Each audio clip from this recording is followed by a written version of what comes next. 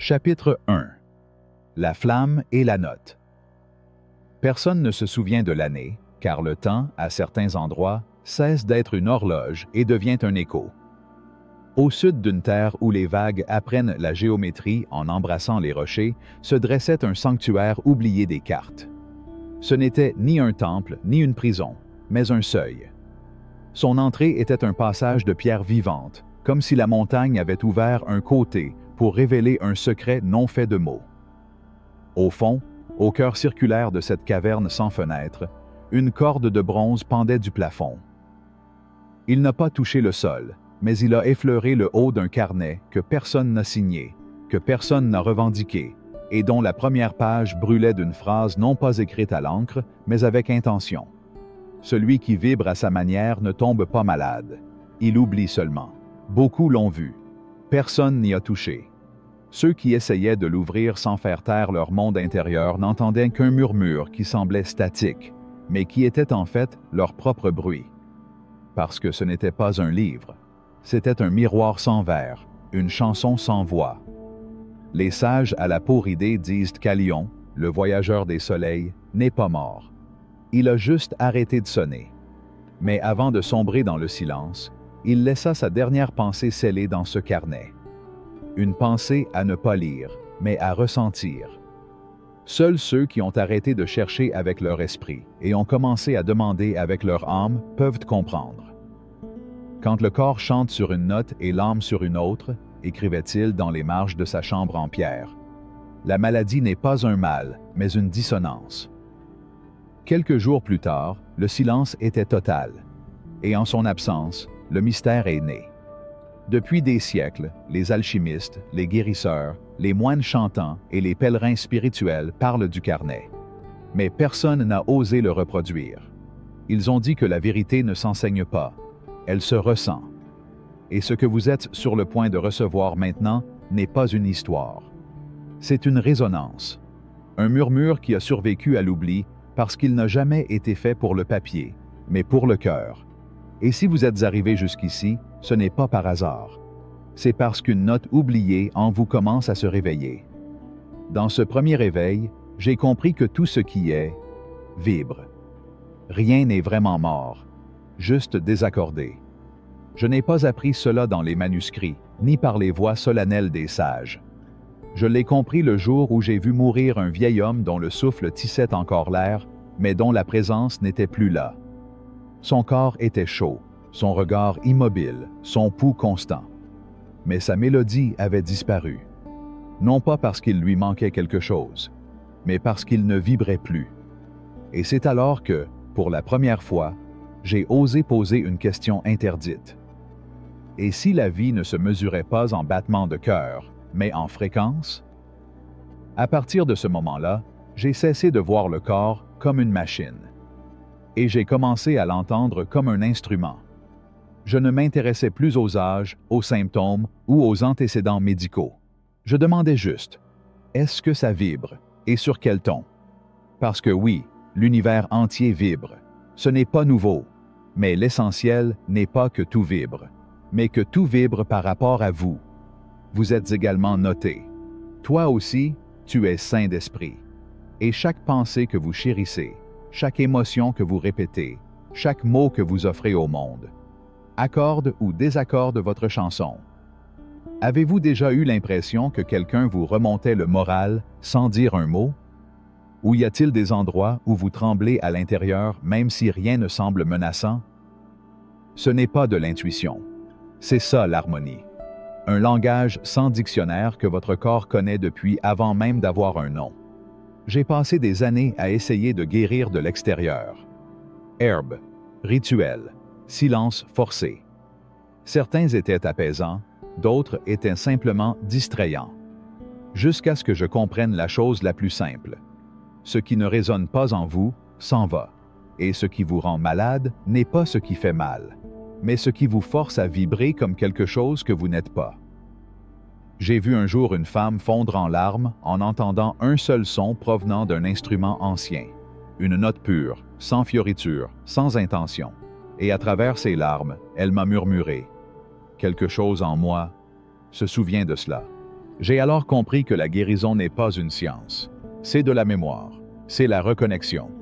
Tout ce qui existe peut revenir à son essence si on lui rappelle comment. Non pas avec des formules, non pas avec des arguments, mais avec une présence qui ne juge pas, qui n'exige pas, qui résonne simplement.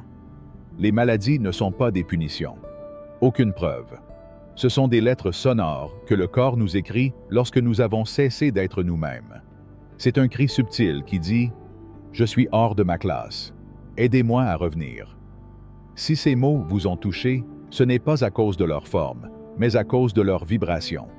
Parce que quelque chose en vous commence déjà à s'affiner. Et ne soyez pas confus. Vous n'avez pas besoin d'être musicien, pas sage. Il vous suffit d'écouter avec vos pores, avec votre poitrine, avec cette vibration silencieuse qui vit entre vos os et votre silence. Parce que le corps n'est pas une machine. C'est une lyre ancienne qui a oublié son chant. Et vous êtes ici pour vous souvenir d'elle. Vous savez maintenant que ce n'est pas seulement une vidéo. Si vous souhaitez approfondir encore plus l'énergie, la vibration et la fréquence spirituelle, rendez-vous sur le premier lien dans la description. Chapitre 2.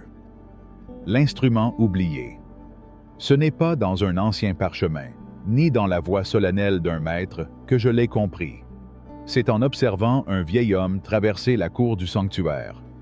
Il ne marchait pas, il glissait son corps comme quelqu'un traînant une mélodie inachevée. Chaque pas semblait isolé, comme si les notes d'une chanson avaient été séparées par l'oubli. Son dos portait le poids d'une note de basse.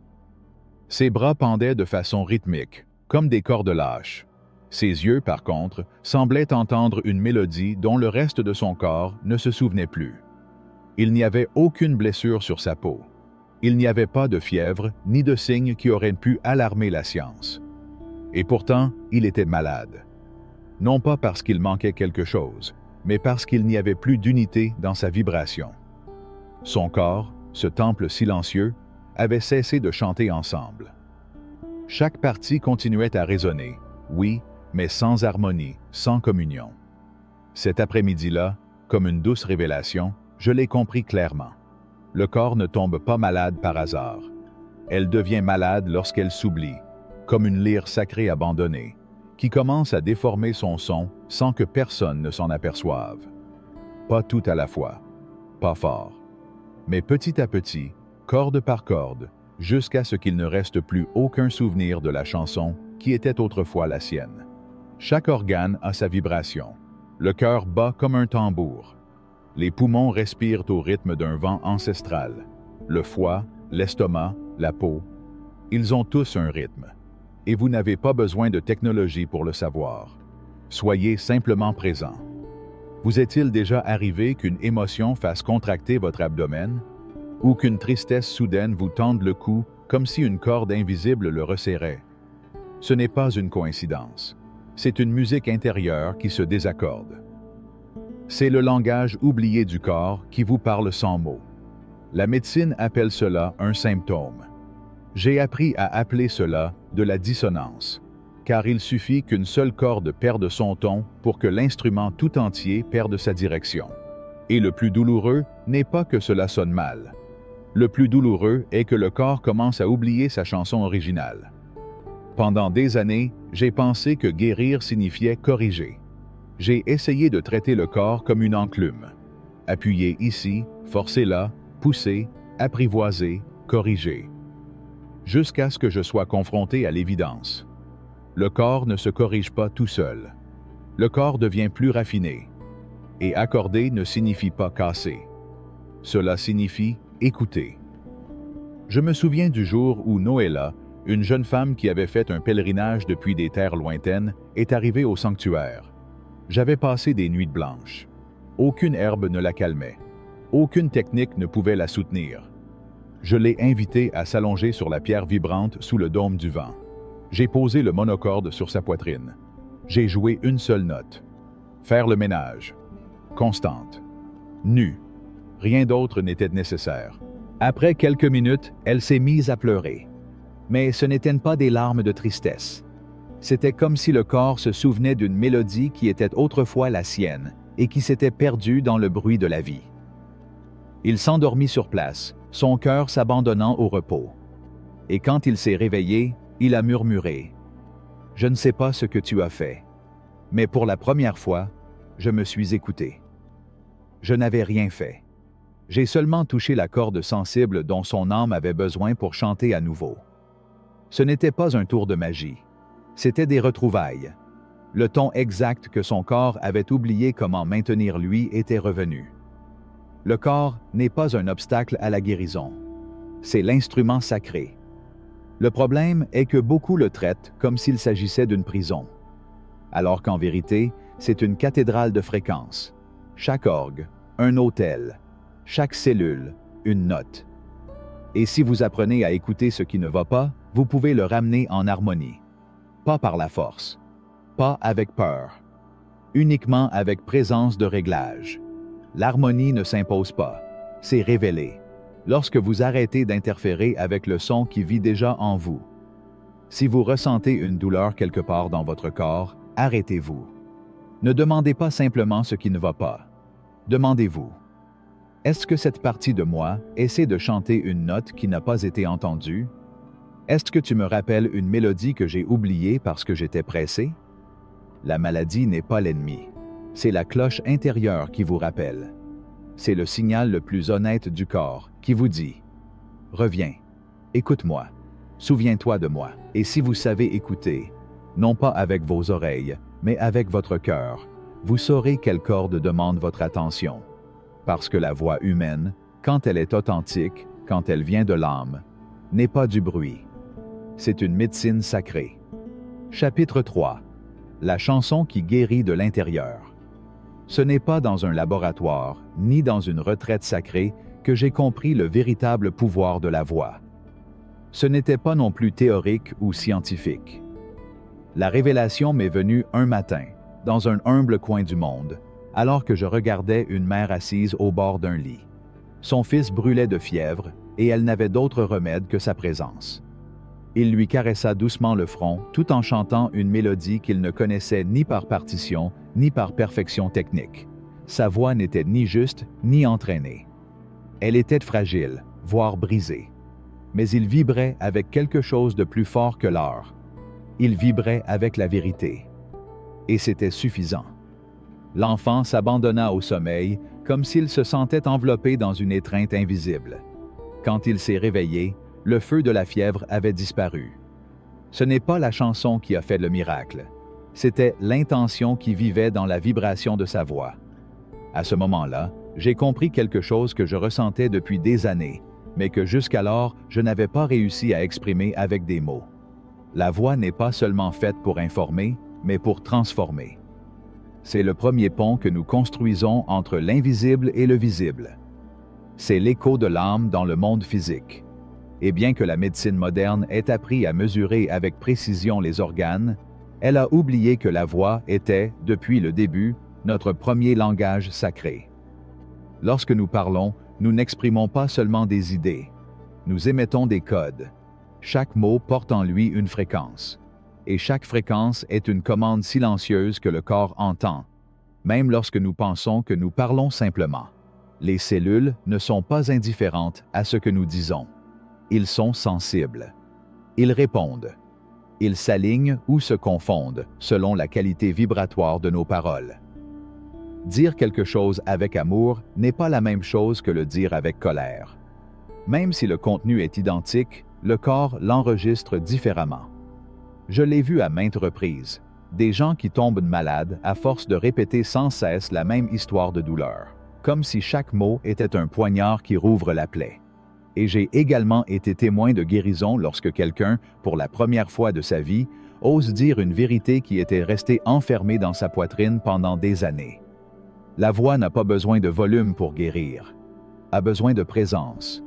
Il faut de l'authenticité. Je me souviens d'un homme qui est arrivé au temple avec un poids étrange sur la poitrine. Il avait parcouru de nombreuses routes à la recherche de soulagement. Il lui avait dit que c'était du stress, que son état n'était pas grave, qu'il devait se détendre. Ils lui ont donné des toniques, des conseils et des noms cliniques. Rien n'a fonctionné. Je lui ai demandé juste une chose. Je lui ai dit, « Dis à voix haute ce que tu as toujours gardé sous silence, ce que tu n'as jamais osé dire, même dans la solitude. » Sa voix bégayait. Sa gorge tremblait comme si elle s'ouvrait à une vérité douloureuse. Mais il l'a finalement dit. Ce n'était pas une phrase magique. C'était une confession émouvante. Et puis, comme si une corde intérieure s'était relâchée, sa poitrine se détendit. Ce ne sont pas les mots qui l'ont guéri. C'est la libération vibratoire qui a apporté avec elle sa vérité inexprimée. À partir de ce jour, j'ai commencé à enseigner à mes disciples une leçon jamais écrite. Ne parlez pas pour expliquer. Parlez pour harmoniser. Vous n'êtes pas là pour convaincre. Vous êtes là pour rappeler à votre corps sa note originelle.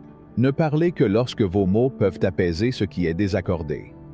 Et gardez le silence si votre silence résonne avec plus de vérité que votre besoin d'avoir raison. Car une parole vide peut rendre malade, mais une parole vivante peut guérir. Les cordes vocales ne servent pas uniquement à produire des sons. Ils sont le pont entre l'émotion et le corps. Ils sont le canal par lequel l'âme peut être libérée si nous le permettons. Apprendre à utiliser sa voix n'est pas une question d'éloquence, mais de courage émotionnel. Tu chantes, mais tu ne sais pas quoi dire. Tu cries et tu te retiens depuis des années. Tu murmures parce que tu es encore en train d'apprendre à ressentir. Tout cela est valable. Mais faites-le avec votre âme, pas par habitude. Non pas par peur d'être entendu, mais par désir d'être vrai. Parce que la voix n'est pas seulement la vôtre. Cela appartient à l'énergie qui vous habite.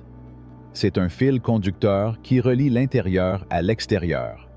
Et si vous apprenez à l'utiliser honnêtement, non pas pour impressionner, non pas pour dominer, mais pour libérer, ce sera le médicament le plus pur que vous ayez jamais prononcé. Chapitre 4. Là où le silence règne, la guérison commence. Aucun processus de guérison n'est complet sans silence. Mais je ne fais pas référence à l'absence de sons extérieurs, mais à cette fréquence invisible que seule l'âme peut reconnaître. Le vrai silence n'est pas un vide, c'est une présence qui englobe tout sans qu'il soit nécessaire de parler. Pendant des années, j'ai enseigné les vibrations corporelles, les tons et les harmonies. J'ai parlé de notes intérieures, d'accords émotionnels, de la voix comme médicament. Mais il y avait une leçon qui était beaucoup plus difficile à transmettre pour moi. Le silence est aussi un son qui n'est pas perçu avec les oreilles, mais avec une âme calme. Je n'ai pas appris cette vérité parmi les disciples, ni lors de cérémonies. Cela m'a été révélé dans la solitude. Ce fut la retraite la plus profonde que j'ai jamais faite. 40 jours sans prononcer un mot, sans nommer le monde avec ma langue, sans même murmurer. Au début, le silence ne faisait pas de mal. Le bruit intérieur faisait mal. Cet enchevêtrement de pensées, d'excuses, de blessures passées qui continuaient à parler en moi sans que je m'y invite. Mais au fil du temps, ce bruit a commencé à se dissiper, comme s'il avait été entretenu par l'habitude de parler pour ne pas écouter. Et puis quelque chose de plus subtil est apparu. Ce n'était pas une pensée ou une émotion.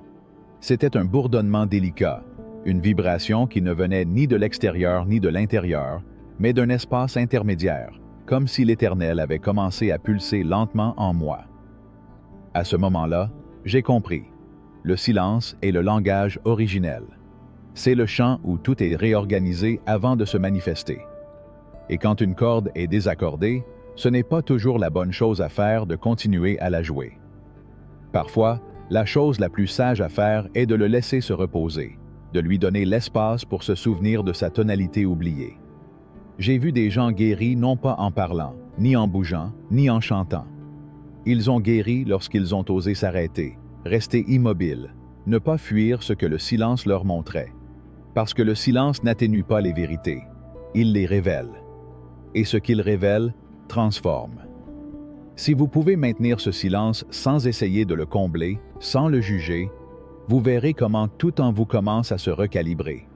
Je me souviens d'un disciple qui un jour, au bord des larmes, m'a avoué « Maître, j'ai l'impression de ne plus rien être. » Je répondis avec un sourire serein « Alors, tu entends tout maintenant. Ce n'est que lorsque l'esprit est apaisé que la vibration de l'âme retrouve sa place. Et c'est seulement à partir de cet état que la guérison cesse d'être un travail forcé et devient une conséquence naturelle, comme la fleur qui germe lorsque la terre a été nettoyée et arrosée. Rien ne vibre plus haut que le silence sacré. La maladie a besoin de bruit pour se maintenir. Elle a besoin d'arguments, de déni, d'auto-illusion. Mais lorsque le vrai silence arrive, ce bruit perd son support, et ce qui était déformé commence à revenir, lentement, à sa tonalité originelle. C'est pourquoi, avant de proposer des méthodes ou des formules, il prescrivait toujours le silence. Mais pas n'importe quel silence. Le silence conscient, un silence qui vibre, qui n'exige pas de réponse, qui est simplement. Le silence sans jugement. Le silence qui ouvre les portes. Et si vous êtes ici en attente d'une technique, d'un mantra, d'une instruction miraculeuse, ce que je peux vous donner est le plus simple, et aussi le plus redouté. Asseyez-vous en silence. Écoutez ce que vous n'avez pas encore voulu entendre. Ne t'échappe pas. Ne le traduisez pas. Écoute juste. C'est là, et seulement là, que commence la véritable guérison. Chapitre 5. Le rythme secret de l'univers. Le nombre guérit aussi, parce que tout ce qui vibre a une proportion, et tout ce qui est proportionné peut être accordé. Ce n'est pas moi qui ai inventé les mathématiques. Je ne l'ai entendu pour la première fois qu'avec mon cœur, non pas sur un tableau noir ou dans un livre, mais par une nuit silencieuse, en accordant le monocorde. Une seule corde, tendue sur une boîte vide, émettait un son si pur, si parfaitement défini, que j'ai senti le temps s'arrêter à l'intérieur de la pièce. En plaçant ma main au milieu de cette corde, la hauteur a changé. Il s'est levé. Il est devenu plus net, plus haut, mais tout aussi impeccable. Je l'ai essayé avec d'autres divisions, avec d'autres proportions. 1, 2, 3, 4. Et dans chacun d'eux, la musique trouvait de l'ordre, comme si chaque numéro était une clé invisible qui ouvrait une porte vers l'harmonie. C'est là que j'ai compris. La vibration obéit à des proportions, et le corps aussi. La géométrie n'est pas une invention humaine. C'est la trace d'une intelligence ancienne, d'une sagesse antérieure au langage, qui ordonnait déjà l'univers bien avant que nous apprenions à le nommer. Votre cœur ne bat pas par hasard. Vos poumons ne respirent pas dans le désordre. Vos pas, votre voix, même vos pensées, tout suit un rythme. Et lorsque ce rythme est rompu, le chaos commence à s'installer, lentement, comme une mélodie qui perd son rythme. C'est pourquoi, lorsque quelqu'un me demandait quelle technique j'utilisais pour guérir, je ne répondais pas avec des recettes ou des rituels. Il ne disait qu'une chose: rythme, proportion, intervalle, mathématiques vivantes. Certains se moquaient de moi, d'autres m'appelaient mystique, voire sorcière. Mais ceux qui restaient dans le temple, ceux qui avaient appris à écouter non pas avec leurs oreilles, mais avec leur poitrine, commencèrent à remarquer comment la musique, les nombres et le silence réorganisaient ensemble leurs organes, leurs émotions, leurs pensées les plus dispersées. Est-ce que cela vous est déjà arrivé? Vous entendez une mélodie et, sans vraiment comprendre pourquoi, vous sentez quelque chose en vous s'aligner. Ce n'est pas la lettre. Ce n'est pas l'émotion. C'est la proportion sacrée cachée dans le son. Le nombre n'est pas une idée abstraite. C'est une vibration en équilibre, un ordre invisible qui soutient tous les êtres vivants. Quand le corps est malade, il n'est pas brisé, il est disproportionné. Et si vous pouvez ramener ces mathématiques originelles à cela, même avec une respiration lente, une marche consciente, un ton émis depuis le cœur, quelque chose à l'intérieur commence à se souvenir. C'est ça la vraie guérison. Il ne s'agit pas d'imposer ou de corriger par la force. Il s'agit de permettre au même rythme qui soutient les galaxies de soutenir également votre corps. Respirez comme si votre respiration avait un rythme. Marchez comme si chaque pas était une prière rythmée. Il parle comme si chaque mot naissait avec un intervalle sacré. Et puis tu verras, ta vie commencera à ressembler à cette chanson qui a toujours été la tienne, mais que tu n'avais pas encore appris à jouer. Votre corps est une partition oubliée, mais vous, Si vous apprenez à écouter, vous pouvez toujours le jouer à nouveau. Chapitre 6. Les notes cachées de l'âme. Tu n'es pas triste. Vous ne faites que renvoyer un écho ancien que vous avez oublié de dissoudre. Tu n'es pas brisé. Vous êtes simplement à l'écoute d'une mélodie qui ne vous appartient plus.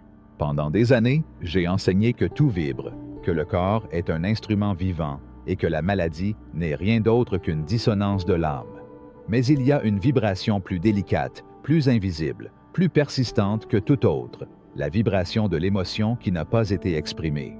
Cette connaissance ne m'a pas été donnée dans un cours, ni ne m'est tombée dessus comme un éclair de révélation au milieu de chants sacrés.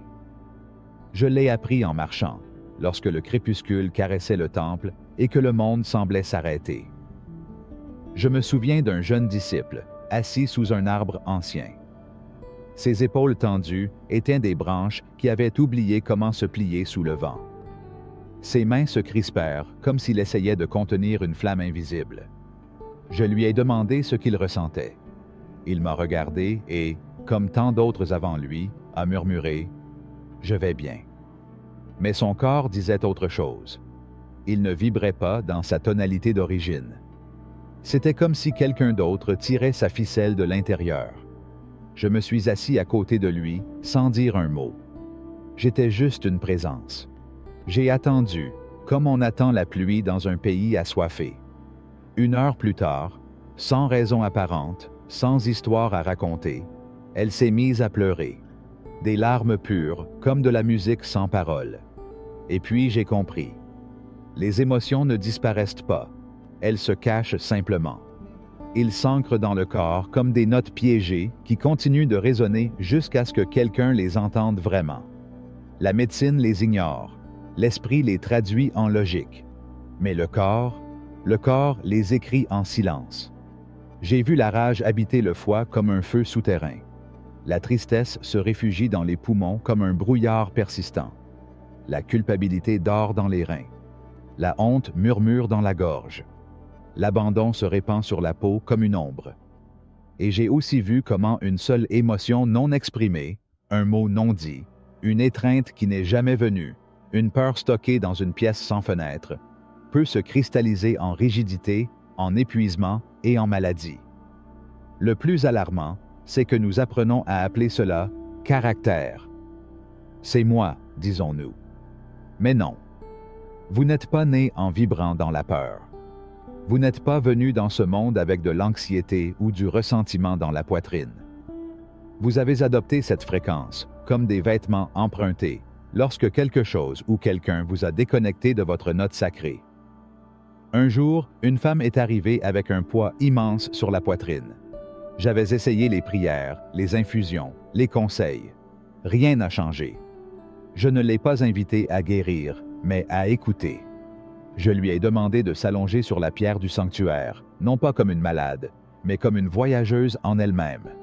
En respirant, je lui ai murmuré « Quelle partie de toi n'a pas été entendue ?» Il n'a pas répondu. Il a juste fermé les yeux.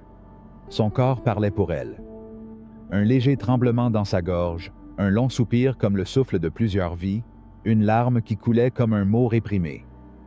J'ai alors compris que toutes les émotions n'ont pas besoin d'explication. Parfois, ils demandent simplement de l'espace. Parfois, la guérison n'est rien de plus qu'une permission. Permettez à quelque chose qui vibrait silencieusement de s'exprimer enfin. Ne les contrôlez pas, ne les jugez pas, ne faites pas d'eux des ennemis. Les émotions ne sont pas des obstacles, ce sont des portes. Si vous ressentez de la douleur aujourd'hui, ne la couvrez pas de bruit. Question. Qu'est-ce que je porte qui ne m'appartient plus? Cette peur est-elle la mienne ou est-elle l'écho d'une histoire que je n'ai pas fini de raconter? Cette tristesse est-elle un reflet ou un héritage que j'ai oublié de rendre? Parfois, la guérison est aussi simple que de dire à voix haute ce que vous n'avez jamais osé ressentir en silence. Chantez, même si votre voix tremble. Pleure, même si tu ne sais pas pourquoi. Tremblez, même si vous ne comprenez pas pourquoi. Tout ça, c'est de la musique. Tout ce qui est âme se souvient de sa chanson oubliée, parce que l'émotion refoulée ne disparaît pas. Elle se transforme en pierre. Et seul l'amour conscient, Celui qui ne force pas, qui n'exige pas, qui écoute simplement, peut le faire vibrer à nouveau. Le corps contient tout ce que l'âme ne pouvait pas contenir. Et si vous voulez guérir aujourd'hui, ne cherchez pas de réponse à l'extérieur. Accordez votre émotion. Permettez-vous de ressentir. Et vibre à nouveau comme l'être sacré que tu as toujours été. L'âme ne tombe pas malade à cause des sentiments. Il tombe malade parce qu'il a oublié son mot. Chapitre 7. Le murmure oublié de l'âme. La maladie n'est pas toujours une erreur. Parfois, c'est une prière du corps, une complainte sacrée qui tente de ramener l'âme perdue. Je n'ai jamais été le plus fort ni le plus sage. J'étais le seul à oser tendre l'oreille vers ce que d'autres préfèrent taire. La voix de l'âme quand elle a cessé de se reconnaître. Il y a eu un moment, je le garde comme un médaillon, où j'ai cessé d'être qui j'étais vraiment. Non pas par lâcheté, mais par amour incompris. Par peur de briser le moule. Par envie de m'adapter à une forme qui n'avait pas été sculptée pour moi. Et donc, même si mes mots continuaient à sortir, même si l'enseignement coulait comme une rivière, je savais que mon chant intérieur ne sonnait plus dans son ton originel. J'avais mal, oui, mais ce n'était pas physique. C'était le genre de souffrance qui naît lorsque l'âme se déconnecte de sa musique secrète. Comme si chaque note de mon être jouait une partition familière, mais sur un ton étrange et forcé. Il était vivant, mais il ne vibrait pas comme moi. Et puis j'ai compris. Il n'y a pas d'exil plus épuisant que d'habiter une fréquence qui ne vous appartient pas. Rien n'est plus écœurant que d'oublier sa propre note. Depuis cet éveil, j'ai commencé à regarder les autres avec une nouvelle clarté. J'ai vu des hommes robustes, admirés pour leur force, qui ne pleuraient jamais, mais portaient une douleur persistante dans leur poitrine, comme une pierre lancinante. J'ai vu des femmes douces, éternellement disponibles, qui disaient oui, tandis que leurs mâchoires se serraient la nuit en signe de protestation silencieuse. J'ai vu des jeunes qui semblaient s'adapter à tout, mais qui marchaient comme s'ils portaient le poids d'un monde qu'ils n'avaient pas choisi. J'ai alors compris que la plupart des gens ne tombent pas malades à cause du manque, mais à cause du déni. Non pas pour ce qu'ils n'ont pas, mais pour ce qu'ils n'osent pas être. L'âme a une note unique. Lorsque cette note ne peut être jouée, elle se transforme en anxiété sans cause, en fatigue inexplicable, en tristesse sans nom. La vibration retenue se transforme en inconfort. La musique non jouée devient une maladie. Beaucoup de gens viennent me voir et me disent « Je ne sais pas pourquoi je ressens cela. » Et ma réponse est toujours la même. Parce que tu n'as pas été toi-même depuis un moment. Vous avez utilisé un billet emprunté. Peut-être que vous en avez hérité. Peut-être que tu l'as imité pour survivre. Mais à quel prix? Le prix à payer pour s'intégrer est souvent le sacrifice de raisonner avec soi-même. Et quand cela arrive, l'âme ne reste pas silencieuse. Elle frappe les parois du corps, crie dans le silence de la nuit, s'enferme dans la poitrine en attendant d'être entendue. Je me souviens d'un vieil homme qui arrivait au sanctuaire d'un pas lent, mais d'un regard profond. Toute sa vie, il a été un pilier, père, patron, guide. Mais ce jour-là, les yeux pleins d'honnêteté, il m'a avoué. « Maître, je ne sais pas qui je suis quand je ne fais pas semblant. » C'était la vérité la plus pure que j'ai entendue cette année-là. Alors je lui ai demandé quelque chose de simple mais stimulant. Arrêtez de parler. Arrêtez de jouer la comédie. Arrêtez d'enseigner. Je lui ai demandé de marcher en silence pendant 21 aubes, portant une seule question dans son cœur. Quelle partie de moi a attendu pour vibrer sans peur? Le 22e jour, il n'a pas dit un mot. Il souriait simplement comme un enfant qui venait de se souvenir d'un beau rêve. Et il commença à fredonner un air sans nom. Son corps ne tremblait plus. Son énergie était revenue. Ce n'était pas de la magie. Ce n'était pas technique. C'était un souvenir. C'était une reconnexion. La véritable guérison ne se produit pas lorsque vous trouvez le remède. Cela arrive quand vous vous souvenez de qui vous êtes. Vous n'avez pas besoin de changer votre essence. Il vous suffit de supprimer le bruit qui vous a poussé à le dissimuler. Parce que c'est seulement lorsque vous revenez à votre fréquence sacrée que le corps cesse de résister. Tout commence à couler. Comme une chanson qui est enfin jouée avec vérité. Et si ça fait mal aujourd'hui, ce n'est peut-être pas de la faiblesse. C'est peut-être le murmure de votre note la plus pure, celle qui était coincée entre les devoirs et les attentes. Ne vous en voulez pas de l'avoir oubliée. Nous le faisons tous. La vie nous emmène loin, nous distrait avec du bruit. Mais l'âme ne cesse jamais d'émettre sa fréquence. Attends patiemment, comme un violon qui rêve de mains qui le reconnaissent. Il vous suffit de vous arrêter et d'écouter à nouveau. C'est là, juste là, que commence la vraie médecine. Chapitre 8. Écoutez avant de jouer. Avant de tendre la main, inclinez votre oreille. Avant de parler, ouvrez votre âme. Pendant des années, beaucoup sont venus me voir avec le visage marqué par l'urgence. Ils cherchaient des remèdes, des formules, des réponses immédiates. Maître, comment puis-je guérir cette partie douloureuse? Quelle racine dissout cette tristesse? Quelle note joue l'harmonie perdue? Et pendant un moment, j'ai répondu. J'ai partagé des infusions, des mouvements, des séquences sonores. J'ai dirigé le bateau comme on le fait dans le brouillard. Mais un jour, alors que je répétais une instruction pour la 10e fois, j'ai senti ma voix sonner creuse, inhabitée. Et je me suis arrêté. J'ai compris qu'avant toute technique, avant toute formule, il y a quelque chose de plus sacré, diluant, plus oublié. L'écouter. Je ne parle pas d'entendre des sons, mais de l'art perdu de recevoir l'autre sans intention, sans jugement, sans précipitation. Écoutez avec votre âme nue, comme quelqu'un qui s'assoit devant une fleur et n'essaie pas de l'ouvrir. Je me souviens d'un jeune homme qui est venu avec de fortes douleurs au dos. J'étais déjà en train de préparer ma séquence de notes, mon rituel de guérison appris depuis des années, quand quelque chose en moi murmura. « N'agissez pas encore, écoutez d'abord. » Alors je l'ai regardé. Sa respiration était courte, ses épaules rétractées, ses yeux absents. Alors j'ai compris. Je n'avais pas besoin de son. J'avais besoin de silence. Et donc, je me suis assis devant lui sans le toucher. Je n'ai pas dit un mot. Je n'ai pas dirigé l'énergie. Nous sommes simplement restés dans une pure présence. 30 minutes de silence comme une rivière tranquille. Quand il s'est levé, son visage avait changé. Il toucha son dos avec étonnement. « Qu'est-ce que tu as fait ?» il m'a demandé. Et j'ai répondu. « Je t'ai tellement écouté que tu as commencé à t'écouter toi-même. » Là, j'ai compris une vérité silencieuse. Le corps commence à guérir quand quelqu'un, enfin, l'écoute sans vouloir le corriger. Aucune urgence, sans méthode, seulement avec présence. Parfois, l'acte le plus aimant n'est pas de toucher, de conseiller ou de guider. C'est écouter si profondément que l'autre se sent autorisé à revenir à lui-même. Permission de vibrer sans culpabilité. Lâcher prise sans peur. Nous avons été éduqués à intervenir face à la douleur. Répondre, faire, réparer. Mais la fréquence n'est pas imposée. La fréquence se révèle, et elle ne se révèle que dans le silence qui sait attendre. Écoutez l'autre avant d'essayer de le soulager. Écoutez votre corps avant d'essayer de le changer.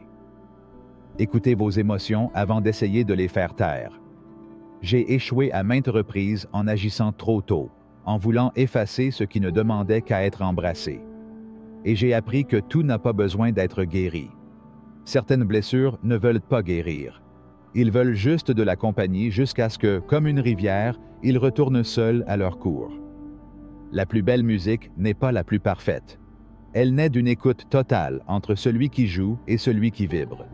Il en est de même pour l'âme, pour le corps, pour la maladie. La véritable écoute est un acte d'amour qui réorganise sans envahir, qui transforme sans forcer.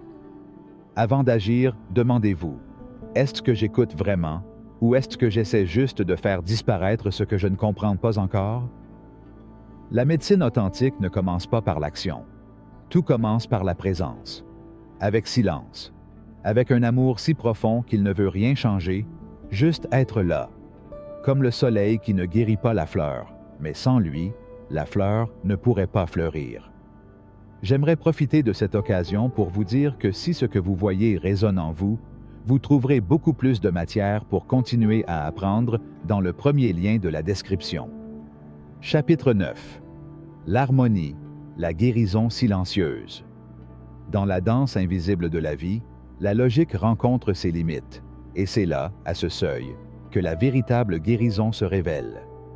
L'esprit peut comprendre le corps, mais seule l'âme peut être soutenue par l'harmonie. Je me souviens clairement de ces années de jeunesse où mon âme cherchait des réponses dans tous les recoins de la logique. La question était constante. Pourquoi cette personne était-elle malade? Qu'est-ce qui a empêché cet enfant de grandir? Quelle ombre noire éteint le reste des personnes âgées? Plus je me perdais dans la recherche de réponses rationnelles, plus je m'éloignais de la vérité silencieuse, celle qui se glisse entre les plis de la vie, invisible et intacte, mais qui fait tout bouger. Jusqu'au jour où, dans une pièce où les échos de la vie s'entremêlaient aux échos de l'âme, quelque chose se produisit. Je suis entré dans un espace où la musique coulait, non pas comme un son, mais comme un murmure de l'univers. La lumière entrait doucement par une fissure, caressant la peau de ceux qui étaient là. Ils étaient malades, oui, mais il n'y avait aucun traitement ni technique, seulement une profonde résonance d'harmonie.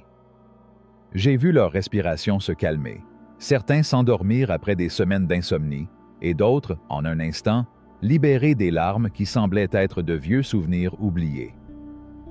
À ce moment-là, j'ai compris ce qui n'est jamais enseigné dans les cours de logique. L'harmonie, sans effort, sans explication, a le pouvoir de guérir. Parce que l'harmonieux n'a pas besoin d'être compris. C'est le langage de l'âme, cette même âme qui parfois se perd dans le labyrinthe de l'esprit et oublie son propre battement de cœur. La logique construit des hôpitaux, certes, mais l'harmonie construit des temples de guérison. J'ai vu des gens guérir simplement en entrant dans un espace sacré, sans que personne ne les touche. J'ai vu comment les yeux, qui reflétaient auparavant le brouillard de la tristesse, se remplissent de lumière lorsqu'ils voient une fleur, non pas à cause de sa forme, mais à cause du silence qu'elle émane. J'ai ressenti, dans ma propre peau, comment l'âme revient au corps simplement en écoutant une mélodie qui contient la fréquence oubliée de l'être. La médecine peut expliquer beaucoup de choses, mais l'âme n'a pas besoin d'explication. L'âme n'a besoin que de raisonner avec ce qui est. Souvent, les maladies restent sans solution parce que nous cherchons des réponses avec notre esprit, alors que ce dont notre corps a réellement besoin, c'est de beauté, d'ordre, de calme et de symétrie. Nous ne cherchons pas de remède, nous cherchons la bonne fréquence, la vibration qui aligne tout. La beauté n'est pas un ornement ou une décoration, c'est un médicament. La géométrie sacrée que nous étudions n'est pas seulement un exercice philosophique, c'est un langage de guérison, un langage d'énergie. Le cercle, la spirale, le nombre d'or. Tout vibre. Et lorsque votre corps entre en contact avec ce qui vibre de manière cohérente, l'ordre est rétabli, la tension se dissout, la rigidité se relâche. C'est ça l'harmonie. Ce n'est pas seulement un son, c'est une forme, c'est un geste, c'est une intention, c'est le « oui » profond que votre corps attend d'entendre dans un monde plein de bruit. Je me souviens de l'histoire d'un homme qui était resté plongé dans le silence pendant des semaines, incapable de prononcer un mot. Un jour, il s'assit devant un bol d'eau où une goutte tombait doucement toutes les 10 secondes, avec une cadence calme, presque hypnotique. Après un long moment d'immobilité, ses lèvres bougèrent pour la première fois depuis longtemps. « Je ne savais pas à quel point j'avais besoin d'entendre ça », a-t-il déclaré. Je ne parlais pas de la goutte. Il y avait quelque chose de plus profond dans cette goutte. Il parlait de cohérence, de la fréquence exacte que cette goutte lui renvoyait, une fréquence que son âme attendait de reconnaître, comme s'il s'agissait du retour à sa maison perdue. L'harmonie ne s'impose pas, elle se révèle. Et quand elle se révèle, il vous suffit de la laisser couler à travers vous, de vous envelopper. Si à un moment donné vous sentez que la guérison est difficile à atteindre, ne cherchez pas à faire d'autres efforts. Ne cherchez pas plus de formules ou plus de techniques. Recherchez l'harmonie. Cherchez-le dans votre environnement, dans votre façon de manger, dans le rythme qui marque vos journées, dans la douceur de vos paroles et la pureté de votre toucher. Parce que lorsque la vibration de votre être s'aligne avec la beauté, le corps cesse de se défendre. Et puis le flux de la vie devient libre, comme une note qui a enfin trouvé sa mélodie. N'oubliez pas que la logique peut convaincre, mais seule l'harmonie peut transformer. Chapitre 10. La fréquence de la gratitude. La gratitude a un pouvoir si subtil, si profond, qu'elle est capable de réparer ce que la peur use. Là où résonne la gratitude, la blessure perd son pouvoir, comme si la douce lumière du soleil dissipait l'obscurité de la nuit la plus dense. On me demande souvent quel ton doit être utilisé pour la guérison, quel bol chantant est approprié, quelle note vibrante doit être émise pour rétablir l'équilibre. Et parfois, ma réponse n'est pas celle qu'ils s'attendent à entendre. Je vous parle d'un paradoxe. Je vous dis que le ton le plus aigu n'est pas toujours un son. Parfois, c'est un sentiment soutenu, un murmure de l'âme, une vibration silencieuse qui, lorsqu'elle touche l'essence de notre être, transforme tout sur son passage. Ce ton est celui de la gratitude.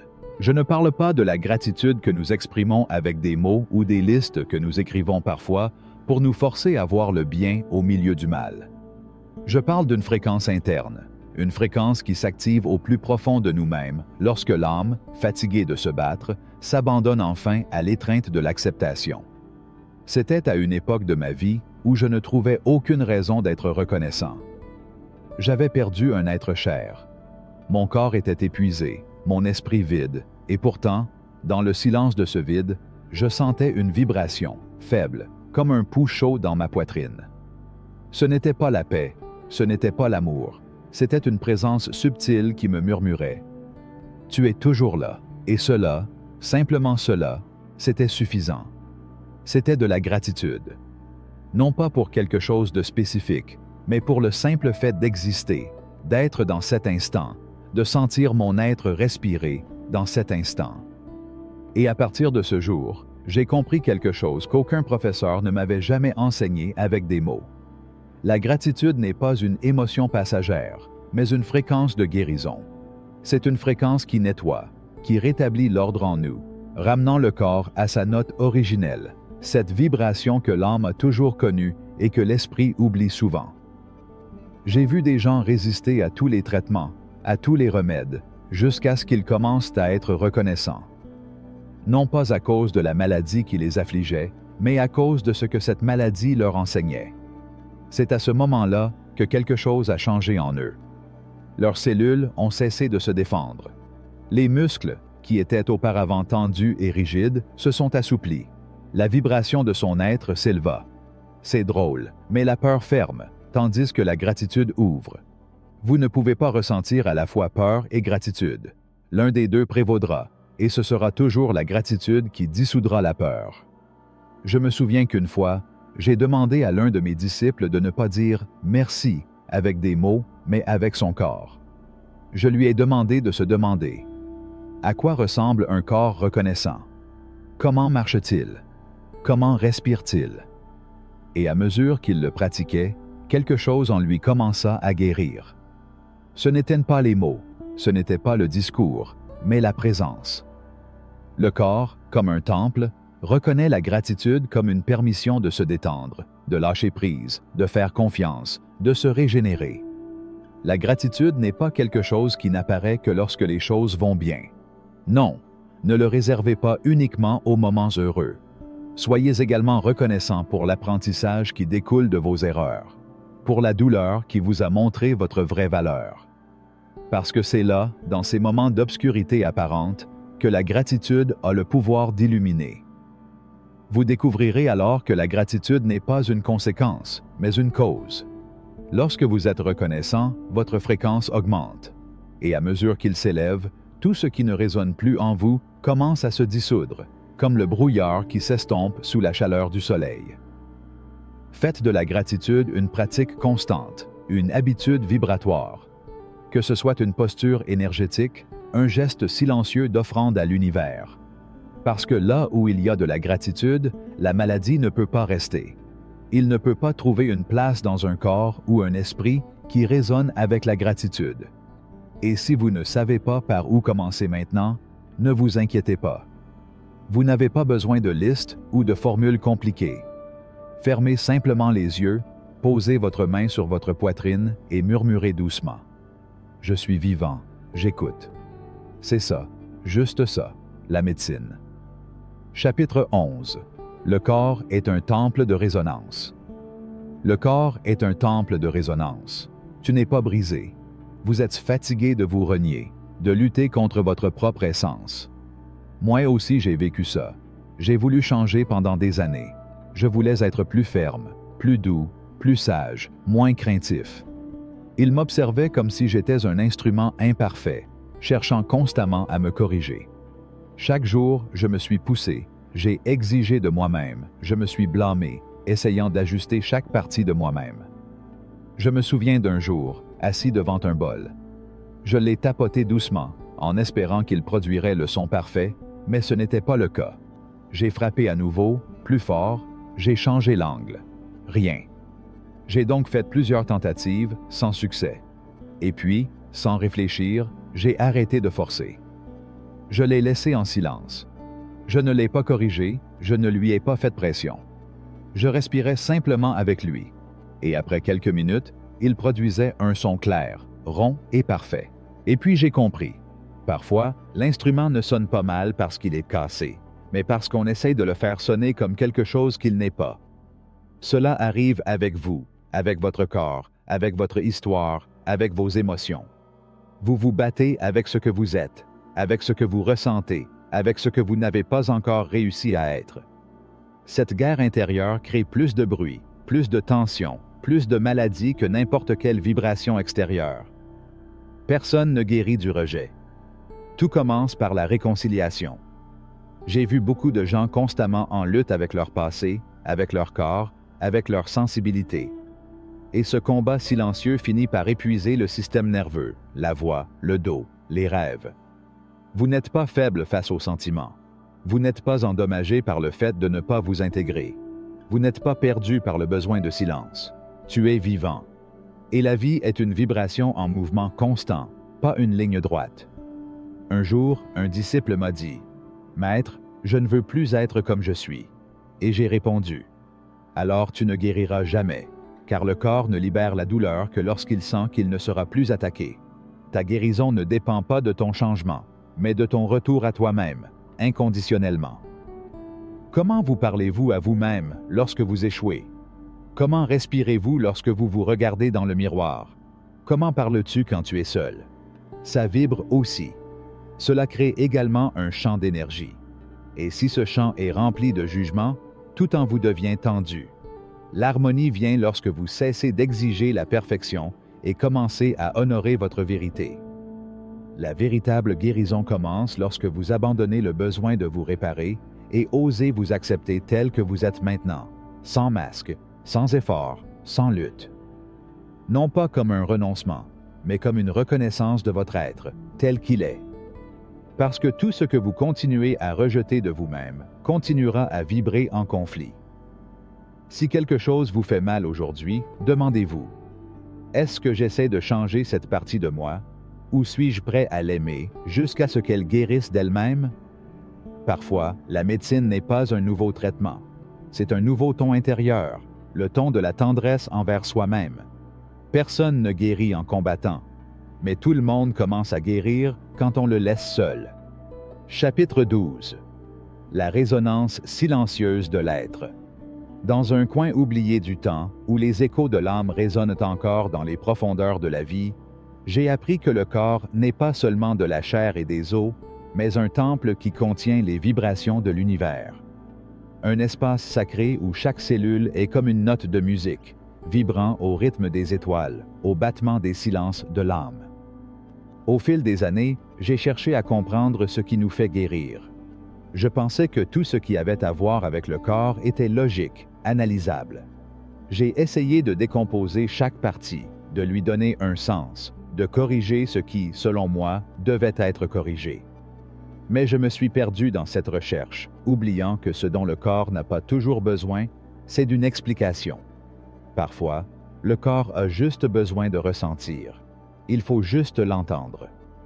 Je me souviens d'un après-midi, Épuisé par la recherche de solutions, je me suis assis devant une sphère de cristal, un instrument de musique qui, comme tout ce qui vit, a son propre esprit. Je l'ai tapoté doucement, m'attendant à une réponse précise, un son clair et parfait. Cependant, il n'a pas répondu comme je le souhaitais. Je frappais une fois de plus fort, changeant l'angle de mon coup, cherchant la perfection, mais la sphère resta silencieuse. Et c'est dans ce silence que j'ai compris la leçon la plus profonde de ma vie. Ce n'est pas que la sphère était cassée, mais j'essayais de la faire sonner d'une manière qui n'était pas prévue. Le son parfait n'est pas apparu parce que je n'étais pas en phase avec son essence. C'est ce qui arrive à notre corps, à notre vie, à nos émotions. Nous luttons avec ce que nous sommes, avec ce que nous ressentons, avec ce que nous n'avons pas encore réussi à être. Et cette lutte intérieure, ce rejet, crée le chaos, une dissonance qui se manifeste par la douleur, la maladie et la souffrance. J'ai réalisé que la guérison ne vient pas du rejet. Cela ne vient pas du combat.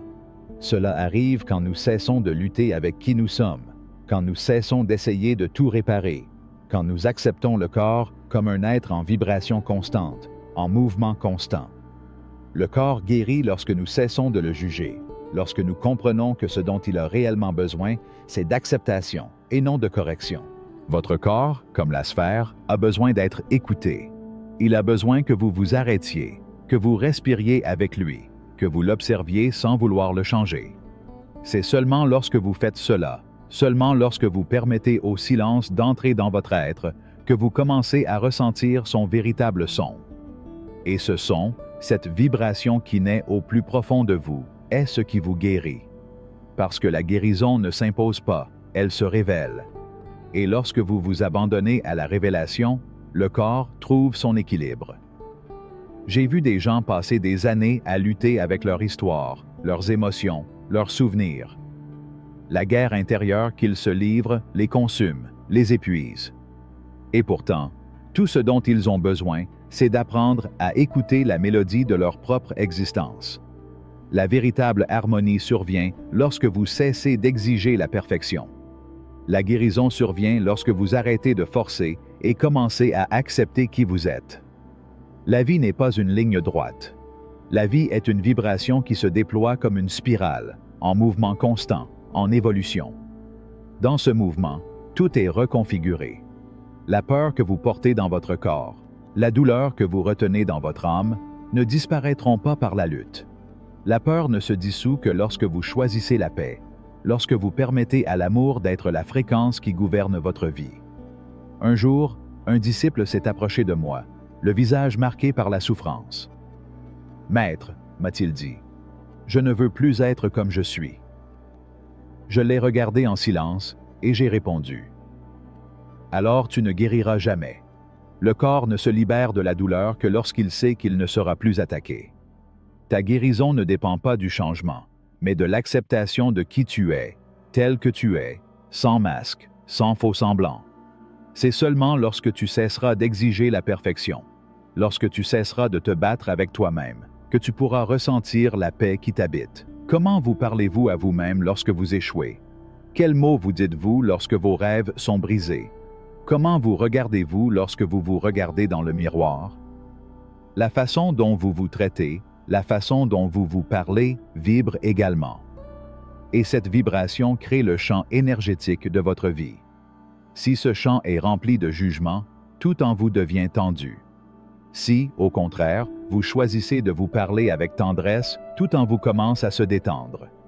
La guérison survient lorsque vous cessez de chercher des réponses extérieures, lorsque vous cessez de chercher des solutions rapides, et que vous commencez à honorer votre vérité intérieure. La véritable médecine ne réside pas dans les remèdes que vous consommez, ni dans les thérapies que vous recherchez. Le véritable remède réside dans votre capacité à vous aimer inconditionnellement, dans votre capacité à accepter qui vous êtes, à regarder sans crainte ce que vous ressentez et à accepter la douleur comme faisant partie de votre voyage. La vraie médecine commence quand vous osez être vous-même, quand vous vous autorisez à exister sans avoir besoin d'être quelqu'un d'autre. Parce que c'est seulement lorsque vous cessez de lutter contre vous-même, lorsque vous vous abandonnez à l'être que vous êtes, que le corps commence à guérir. La vibration intérieure de l'acceptation, de l'amour, reconfigure toute votre existence. Et ce faisant, tout ce qui ne fait pas partie de votre essence se dissout, s'évanouit dans l'harmonie de l'être. Alors, si vous sentez que quelque chose vous fait mal aujourd'hui, demandez-vous, est-ce que j'essaie de changer cette partie de moi, ou suis-je prêt à l'aimer jusqu'à ce qu'elle se transforme d'elle-même? La guérison n'est pas un acte de contrôle, c'est un acte d'abandon. Et lorsque vous vous abandonnez à vous-même, votre corps, votre âme, tout ce que vous êtes, trouve sa résonance parfaite. Personne ne guérit en luttant contre sa propre nature. Nous commençons tous à guérir lorsque nous nous laissons seuls. Chapitre 13. La force silencieuse du pardon. Le pardon est un fleuve profond qui coule silencieusement, sans hâte ni bruit, mais avec une force capable de tout transformer sur son passage. C'est un acte qui ne peut être compris avec l'esprit, car l'esprit cherche des raisons, alors que le pardon n'en a pas besoin. Le pardon seul sait être, et c'est dans son être que réside le plus grand pouvoir de guérison qu'un être humain puisse atteindre. Je me souviens d'une époque où j'étais prisonnier de l'ombre de ma propre souffrance. Mon cœur, blessé par les paroles et les actes des autres, criait justice. Je cherchais la vengeance, je cherchais une réparation qui me donnerait la paix. Mais au fil du temps, j'ai réalisé quelque chose de douloureux. Ma souffrance ne s'arrêtait pas avec la punition des autres. Ma douleur n'a pas disparu avec la colère ou la condamnation. Au contraire, elle s'est accrue, s'enracinant plus profondément en moi, comme une épine invisible qui devenait de plus en plus grosse. C'est à ce moment-là que j'ai compris la vérité fondamentale sur le pardon. Le pardon n'est pas pour l'autre, il est pour vous. Le pardon ne libère pas la personne qui vous a blessé, il vous libère vous-même. Cela ne change pas le passé, mais cela change votre présent et votre avenir.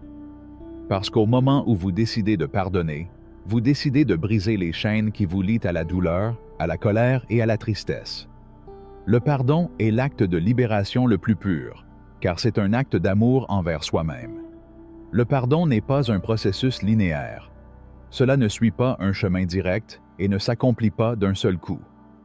Au début, on a l'impression de pardonner, mais ensuite un mot, un geste, une image nous ramènent au passé, et la douleur refait surface avec la même intensité qu'avant. Et puis vous vous demandez si vous avez vraiment pardonné. Dans ces moments-là, la réponse est toujours la même. Le pardon est un chemin que l'on parcourt encore et encore, jusqu'à ce que finalement, il ne vous reste plus rien à pardonner. Un jour, alors que je me promenais dans les bois, j'ai trouvé un rocher qui était là depuis des siècles. Sa surface a été marquée par le passage du temps, par la pluie, le vent et l'érosion. Cependant, le rocher n'a pas résisté au passage du temps. Au contraire, elle avait été transformée.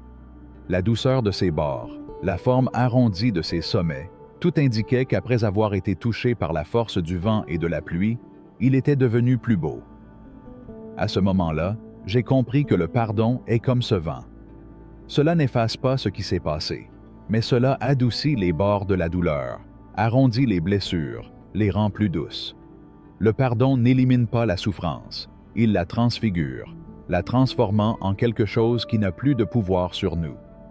Tout comme le vent façonne le rocher, le pardon façonnait notre âme, et ce qui nous a blessés autrefois nous enseigne maintenant. Beaucoup résistent au pardon parce qu'ils croient que c'est une faiblesse.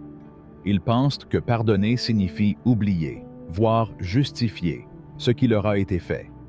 Mais le pardon n'a rien à voir avec l'oubli ou la justification. Pardonner, c'est se souvenir, certes, mais se souvenir sans que le souvenir ne provoque davantage de souffrance. C'est se souvenir sans revivre la douleur. C'est regarder en arrière avec la sagesse de quelqu'un qui a compris que le passé, aussi douloureux ait-il pu être, n'a plus de pouvoir sur le présent. À chaque pas que nous faisons vers le pardon, nous avons l'opportunité de grandir. Le pardon est un acte d'humilité, car il nous oblige à mettre de côté notre orgueil, notre besoin d'être victimisés, et à reconnaître que nous sommes tous humains, que nous faisons tous des erreurs. Chaque fois que nous pardonnons, nous disons « Je suis capable de libérer cette douleur, non pas parce que je l'ai oubliée, mais parce que j'ai appris à vivre avec elle, à l'intégrer dans mon être. » Le pardon n'est pas facile, ce n'est pas un acte instantané. Parfois, cela peut prendre des années, voire toute une vie. Mais le pardon n'est pas un fardeau, c'est une porte ouverte. Lorsque nous choisissons de pardonner, nous nous ouvrons à de nouvelles possibilités. Nous ne sommes plus prisonniers des mêmes émotions qu'avant. Nous nous libérons, non pas de la personne qui nous a blessés, mais des chaînes invisibles que nous nous imposons. Au cours de mon voyage, j'ai vu de nombreuses personnes porter le poids de vieux ressentiments, de douleurs non guéries.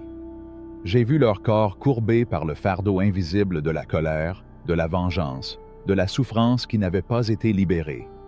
Leur cœur, bien que battant, était scellé, fermé aux bénédictions que la vie leur offrait.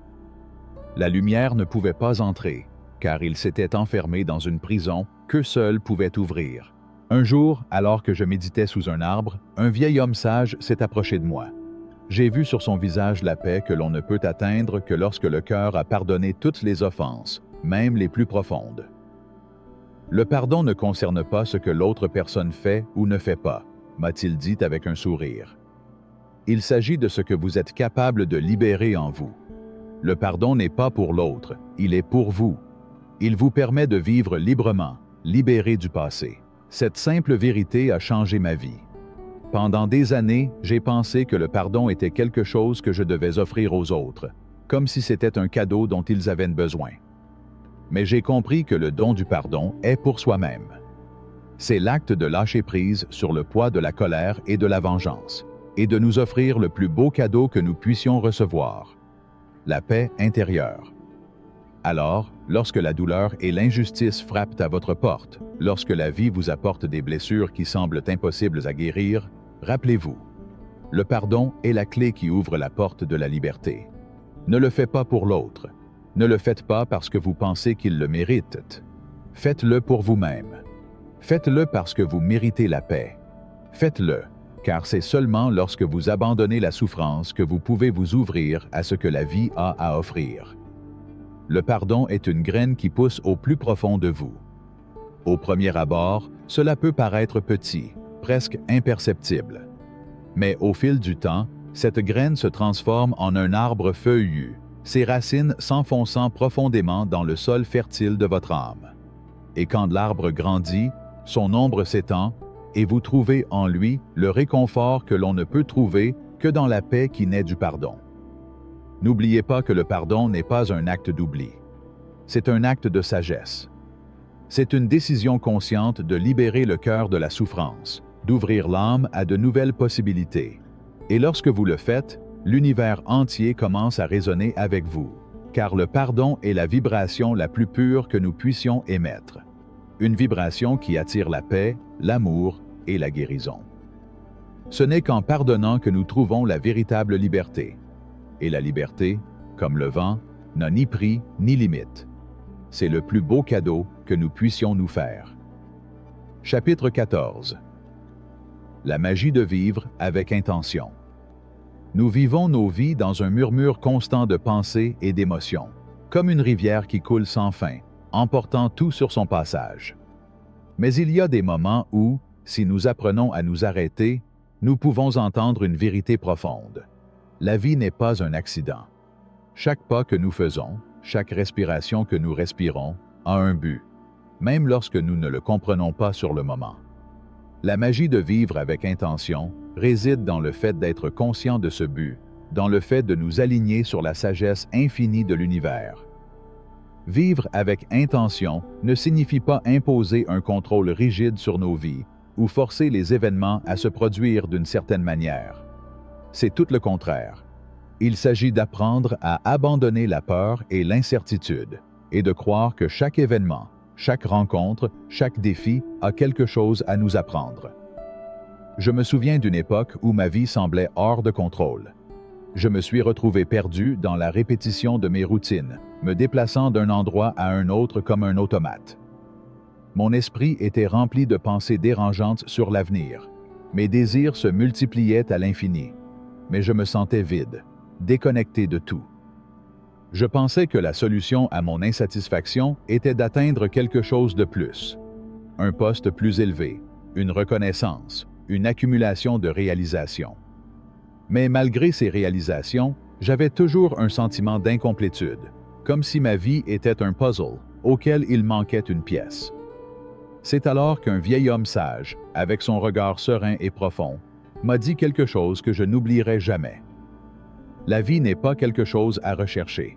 La vie est quelque chose à vivre, pleinement, avec conscience, avec amour, avec gratitude. Ces mots ont résonné dans mon âme, et pour la première fois, j'ai compris que le problème n'était pas ce qui me manquait, mais comment je vivais ce que j'avais déjà.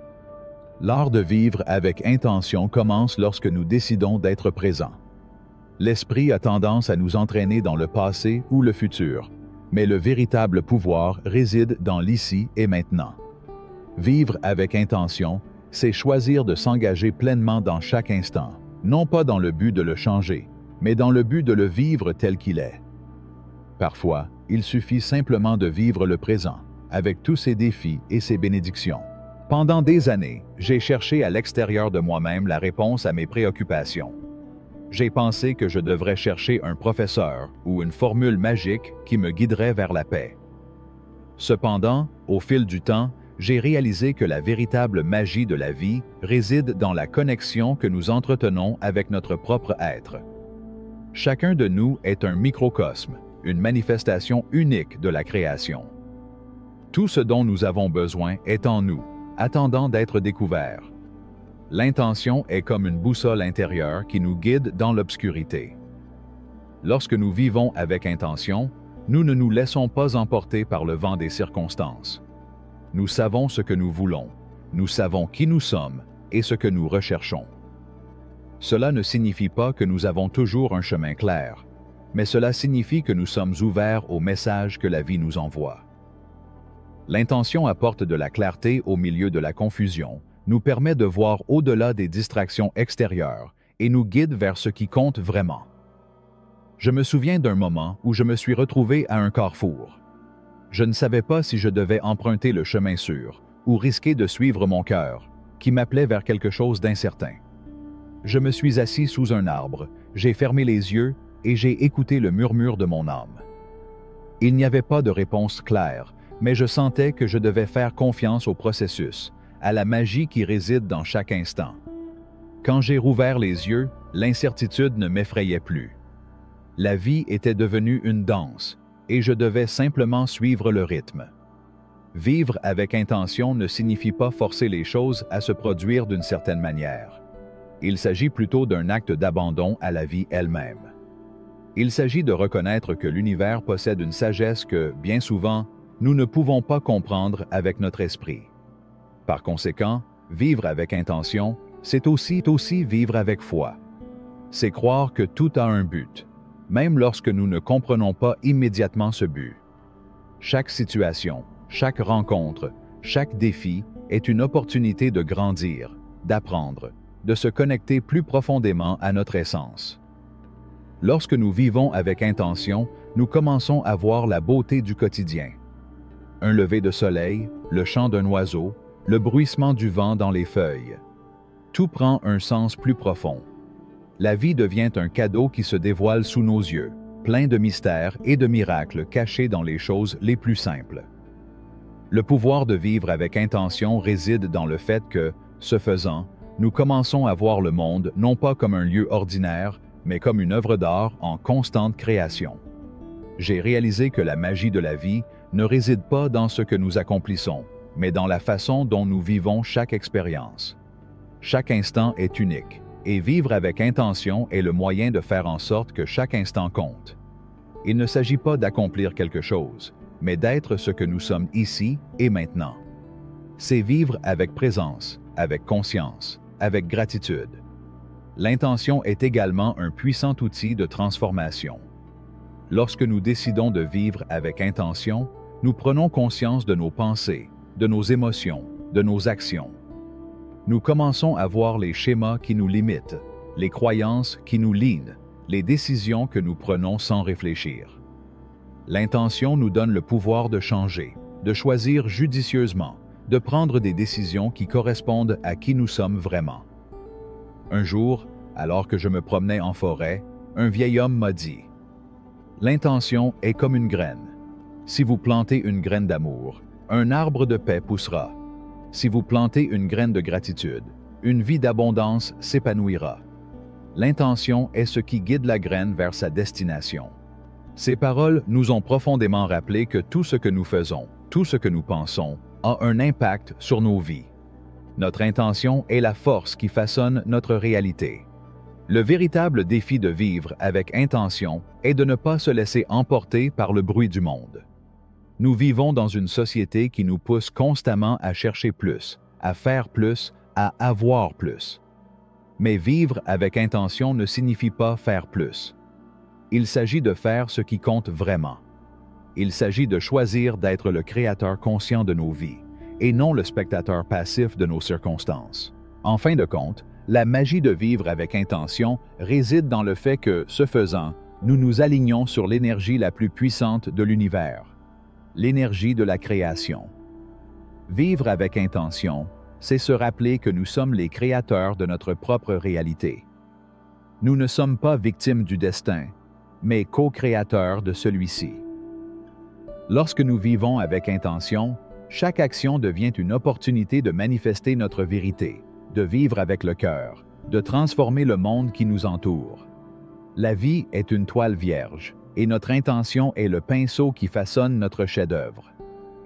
Lorsque nous vivons avec un but, tout a un sens plus profond. Et c'est là, dans cet espace de connexion profonde avec notre essence, que réside la véritable magie.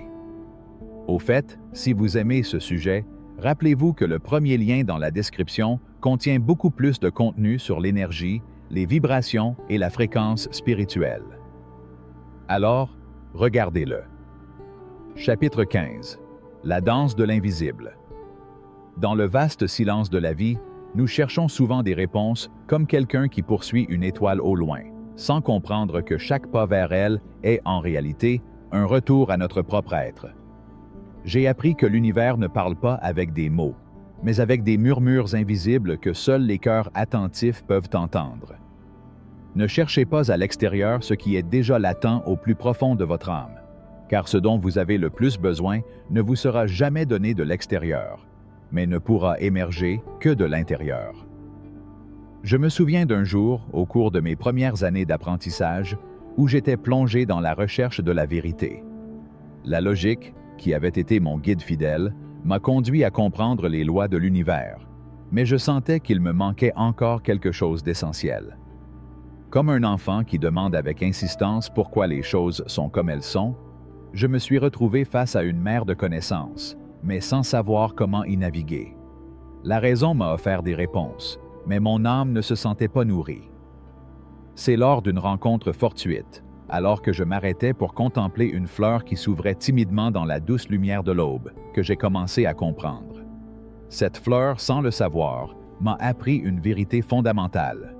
Tout ce qui est réel ne peut pas être touché ou vu. Il existe des forces qui circulent dans l'univers et qui ne peuvent être mesurées, mais qui déplacent des montagnes et transforment les réalités. Ce sont les vibrations invisibles, les murmures de l'âme qui, lorsqu'on les écoute attentivement, révèlent un chemin clair. Au fil des années, j'ai compris que notre existence est une danse d'énergie subtile. Chaque pensée, chaque émotion, chaque action émet une vibration qui résonne à travers le tissu de l'univers. Et tout comme une note de musique peut toucher le cœur, les vibrations que nous émettons ont le pouvoir de créer ou de détruire, de guérir ou de nuire. Dans cette reconnaissance, j'ai compris que la première étape vers la guérison est d'apprendre à écouter ce qui n'est pas dit, ce qui n'est pas vu. La vie n'est pas une succession d'événements, mais une série de moments dans lesquels nous nous connectons à la partie la plus profonde de notre être. Et pour nous connecter, nous devons apprendre à être silencieux. Le bruit extérieur est constant et assourdissant, mais le véritable son de la vie se trouve dans le silence qui demeure entre les mots. C'est dans cet espace de calme que se déploie la sagesse que nous recherchons. Parfois, il n'est pas nécessaire de comprendre, mais simplement d'être présent.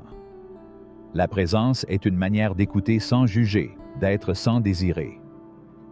Durant ces jours de recherche, j'ai également rencontré de nombreuses personnes qui souhaitaient des réponses rapides, des solutions immédiates à leurs problèmes. Et comme un fleuve qui coule sans cesse, je leur ai offert ce dont je pensais qu'ils avaient besoin: des formules, des explications, des chemins préétablis.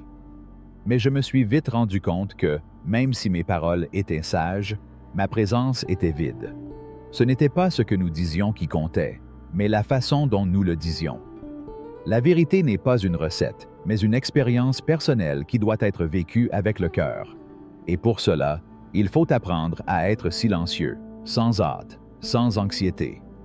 C'est alors que j'ai réalisé que la véritable guérison ne vient pas de l'action, mais du calme. Comme un bol vide qui, lorsqu'il cesse de résister au flux de la vie, se remplit de l'essence même de l'univers. Le corps, comme le bol, est fait pour recevoir, non pour forcer. La guérison survient lorsque le corps se laisse aller, sans peur, sans attente. Et dans cet être, tout est ordonné. Je me souviens d'un jeune homme qui est venu me voir pour trouver une solution à sa douleur, une douleur qu'il portait depuis des années. Je lui ai offert un espace de silence, un espace pour être, sans se précipiter, sans avoir besoin d'intervenir. Et c'est dans ce silence que la guérison a commencé. Son corps, comme son esprit, a cessé de résister et a commencé à suivre le courant de la vie. Parce que la résistance est le poison qui corrompt le pur. Ce n'est que lorsque nous cessons de lutter contre ce que nous sommes que nous commençons à danser avec l'énergie de la vie. La vie, dans son essence, est une danse sacrée. Chaque pas que nous faisons, chaque geste que nous faisons, est une vibration qui résonne dans tout l'univers. Et tout comme le soleil ne s'arrête pas pour se demander s'il est digne de briller, nous ne devrions pas non plus nous arrêter pour remettre en question notre existence. Nous ne sommes pas des êtres qui ont besoin de justifier leur présence, mais des êtres qui doivent apprendre à honorer qui nous sommes, à accepter notre imperfection. Car c'est seulement en acceptant notre être complet, avec ses ombres et ses lumières, que nous pouvons trouver l'harmonie. La lutte constante contre nous-mêmes est la racine de toutes les souffrances. Comme un arbre qui ne peut pas pousser s'il n'est pas plié par le vent, nous devons apprendre à nous soumettre à la vie, non pas dans le sens d'abandonner, mais d'accepter que le flux fait partie du processus. La rigidité ne mène qu'à la fracture, mais la flexibilité nous permet de grandir et de nous développer. Tout comme une rivière trouve son chemin sans forcer son cours, nous devons apprendre à suivre le courant de la vie sans lutter contre ce qui est. L'univers n'a pas besoin de notre résistance, il l'est tout simplement. Et lorsque nous cessons de nous battre, lorsque nous cessons d'imposer notre volonté, nous commençons à découvrir que la vie est bien plus grande que nos attentes. La vie est un mystère qui se dévoile devant nous lorsque nous apprenons à regarder avec les yeux de l'âme. Tout ce qui se passe dans l'univers a un but, même si nous ne pouvons pas toujours le comprendre. Comme une mélodie qui se déroule lentement, la vie nous guide pas à pas, note par note, vers l'harmonie. Et lorsque nous nous permettons de faire partie de cette danse cosmique, tout dans notre être commence à résonner avec la fréquence de l'amour et de la paix. Ce n'est qu'alors, en comprenant que nous ne sommes pas les propriétaires de la vie, mais que nous en faisons partie, que nous pouvons commencer à marcher en équilibre. L'harmonie n'est pas quelque chose qui peut être forcé. Tout comme le vent ne peut être contrôlé, ni une fleur ne peut choisir sa couleur, nous devons apprendre à être témoins de la vie, et non ses manipulateurs. La paix vient lorsque nous abandonnons le contrôle et commençons à faire confiance.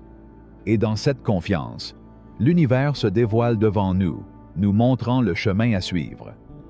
L'amour n'est pas une action, c'est une présence. Et cette présence, lorsqu'elle est pleinement vécue, transforme tout ce qui l'entoure. Ainsi, la véritable guérison ne dépend pas de ce que nous faisons, mais de qui nous sommes dans le moment présent. Parce que la guérison la plus profonde survient lorsque nous cessons de chercher et commençons à vivre avec gratitude, amour et acceptation. C'est dans cet espace d'acceptation, où nous cessons de nous battre avec nous-mêmes, que nous trouvons la paix et la véritable harmonie. Et lorsque nous vivons en harmonie avec qui nous sommes, l'univers entier s'aligne en notre faveur. Chapitre 16. L'art de permettre. Nous vivons dans un monde qui nous apprend à nous battre, à réussir, à conquérir. Dès notre plus jeune âge, on nous dit que la vie est une course, qu'il faut être plus rapide, plus fort, plus intelligent. Ils nous disent que nous devons lutter contre les difficultés, que nous devons surmonter les obstacles. Et pourtant, au fil du temps, j'ai découvert que la vie ne consiste pas à se battre, mais à permettre. Il ne s'agit pas de gagner, mais d'apprendre à recevoir. Je me souviens de l'époque de ma jeunesse, lorsque mon esprit était comme une boussole constamment à la recherche d'une direction. J'ai toujours pensé que la vie était une question d'effort, de faire, pour obtenir ce que je voulais. La logique m'a appris que tout a un prix, que le succès n'arrive qu'à ceux qui font le maximum d'efforts. Mais, comme une rivière qui s'égare de son cours, ma vie a commencé à me sembler déconnectée, comme si tous mes efforts étaient vains. Plus je luttais, plus je me sentais éloigné de ce que je cherchais vraiment. À un moment donné, j'ai commencé à comprendre que le véritable art ne réside pas dans la lutte, mais dans le fait de permettre. C'est drôle de voir comment, dans notre quête constante de contrôle, nous négligeons ce qui compte le plus, la liberté. La liberté n'est pas quelque chose qui peut être conquise par la force. Ce n'est pas quelque chose qui se gagne par l'effort. La liberté est un état d'être qui s'atteint lorsque nous lâchons prise sur ce qui nous limite, lorsque nous apprenons à lâcher prise, à faire confiance au flux naturel de la vie. Dans un de ces moments de calme, j'ai réalisé que l'art de vivre ne consiste pas à faire tout son possible pour changer le cours des événements, mais à laisser les événements se dérouler sans résistance. Comme si, au lieu d'essayer de retenir le courant, nous nous y abandonnions avec une profonde confiance. La vie, comme une rivière, a son propre cours. Et lorsque nous essayons de nager à contre-courant, nous épuisons notre énergie, sans nous rendre compte que tout ce dont nous avons besoin flotte autour de nous, attendant d'être reçu. Au fil des années, j'ai observé à quel point l'effort constant nous éloigne de notre essence. Nous vivons entourés de bruit, des attentes des autres, de jugements qui ne sont pas les nôtres. Et au milieu de tout cela, nous perdons contact avec notre vraie nature. L'art de permettre est un acte d'abandon, d'écoute en silence ce que notre cœur nous murmure. Ce n'est que dans le silence de l'âme que nous pouvons entendre la voix de la sagesse. Je me souviens qu'un jour, alors que je marchais dans la forêt, écoutant les feuilles craquer sous mes pieds, j'ai vu un arbre se plier doucement dans le vent. C'était une danse si délicate, si pleine de grâce. L'arbre n'a pas résisté, n'a pas lutté contre le vent. Elle s'est donnée à lui avec une sérénité que seule la nature peut enseigner. À ce moment-là, j'ai compris quelque chose de profond. L'arbre n'a pas besoin de contrôler le vent. Il doit juste apprendre à se déplacer avec lui. De cette façon, la vie n'est pas une question de contrôle, mais de danser avec les circonstances, de se laisser porter par ce qui vient. Cette leçon m'est venue à un moment de ma vie où j'étais prisonnier de mes propres désirs. Je voulais réussir, je voulais être à la hauteur des attentes, je voulais être plus. Mais la vie m'a montré que la véritable force réside dans la capacité à lâcher prise, dans la capacité à s'abandonner. Il ne s'agit pas de s'abandonner à la défaite, mais de s'abandonner à la vie, de s'abandonner au flux naturel de l'être. Lorsque nous abandonnons ce qui nous pèse, lorsque nous abandonnons le besoin de tout contrôler, l'univers commence à conspirer en notre faveur. Les moments de véritable paix ne naissent pas de l'action, mais du calme. Elles ne se trouvent pas dans ce que nous faisons, mais dans ce que nous ne faisons pas. La sérénité est un état que nous ne pouvons atteindre que lorsque nous cessons de la poursuivre. La vie est un cadeau, pas une tâche. C'est un voyage, pas une destination. Lorsque nous apprenons à nous permettre d'être, lorsque nous cessons d'imposer nos désirs au présent, nous nous alignons sur l'essence de l'univers. L'un des plus grands défis auxquels nous sommes confrontés dans ce monde est la croyance que nous devons tout contrôler. De nos relations à nos émotions, nous essayons de façonner chaque aspect de notre vie, en espérant que le contrôle nous apportera la paix. Mais en réalité, le contrôle n'est qu'une illusion qui nous éloigne de notre vérité. La paix vient lorsque nous abandonnons le contrôle, lorsque nous apprenons à accepter qu'il existe des forces dans l'univers bien plus grandes que nous-mêmes, et que nous n'avons pas besoin de les comprendre pour vivre en harmonie avec elles. J'ai vu de nombreuses personnes lutter toute leur vie, sans jamais trouver ce qu'elles cherchaient. J'ai vu d'autres personnes lâcher prise et trouver ce qu'elles n'avaient jamais imaginé. La vie, dans son mystère, nous offre tout ce dont nous avons besoin, mais seulement lorsque nous abandonnons le besoin de tout avoir. La vie est sage, et la sagesse réside dans la capacité à faire confiance à son cours. J'ai appris que parfois la plus grande forme d'amour que nous pouvons nous offrir est l'amour de l'abandon, l'acceptation de ce qui est. Je me souviens d'un ami qui avait passé des années à chercher son but, sa raison d'être. Il s'est consacré à travailler sans relâche, convaincu que ce n'est qu'à travers l'effort et le dévouement qu'il trouverait ce qu'il désirait tant.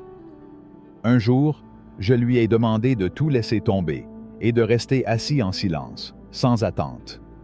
Je l'ai fait à moi-même aussi. Pendant des heures, nous n'avons rien fait. Nous étions juste là. Et c'est dans cet espace vide, dans ce moment de pure présence, que quelque chose a été révélé. Nous ne le cherchons pas, nous ne le forçons pas. La paix qui avait toujours été là est simplement apparue. La vie n'a pas besoin d'être forcée, elle n'a pas besoin d'être recherchée. Il faut juste le vivre. C'est ainsi que la vie se présente à nous. Lorsque nous cessons de la poursuivre, elle nous trouve. L'univers n'a pas besoin de notre lutte, ni de notre résistance. Il a juste besoin que nous lui fassions confiance. Lorsque nous nous permettons d'être, lorsque nous nous abandonnons au flux, tout en nous commence à s'aligner. Les réponses viennent sans que nous ayons à les demander. Le chemin s'illumine sans que nous ayons à le chercher. Parce que la vie, comme le vent qui caresse l'arbre, ne demande qu'à ce que nous nous abandonnions à elle sans peur, sans résistance. L'art de permettre est l'art de vivre avec confiance. Non pas pour contrôler, mais pour lâcher prise. Et quand nous lâchons prise, nous découvrons qu'il n'y a rien à craindre, car ce qui nous appartient nous trouvera toujours. La vie, dans son infinie sagesse, sait ce dont nous avons besoin. Nous devons simplement apprendre à permettre. Chapitre 17. La danse de l'âme. La vie, avec son flux infini de moments, nous enseigne quelque chose que nous oublions souvent. Chaque pas, chaque soupir, chaque geste a un but plus grand. Tout au long de mon voyage, j'ai vu des âmes perdues dans l'agitation du monde, cherchant des réponses dans la voix des autres, alors que la seule voix qui compte vraiment est celle qui émerge de l'intérieur. Parfois, la sagesse n'est pas dans l'esprit, ni même dans le cœur. La sagesse est dans le corps, qui contient dans chaque cellule les souvenirs d'autres vies, d'autres mondes, d'une existence éternelle. Un jeune homme, dont le visage reflétait l'anxiété des jours qui l'avaient marqué, est venu vers moi en quête de réponse. Ses yeux, tels des miroirs brisés, reflétaient de la fragmentation de son âme. « Maître, dit-il, ma vie est un chaos. Je ne trouve ni paix ni sens. Que dois-je faire pour guérir? » Je l'observais en silence, remarquant à quel point sa respiration était irrégulière, à quel point son corps se tendait chaque fois qu'il cherchait des réponses en dehors de lui-même.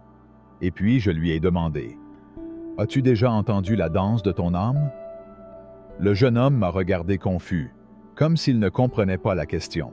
« La danse de mon âme. Je ne comprends pas. »« Laissez-moi vous expliquer, » répondis-je.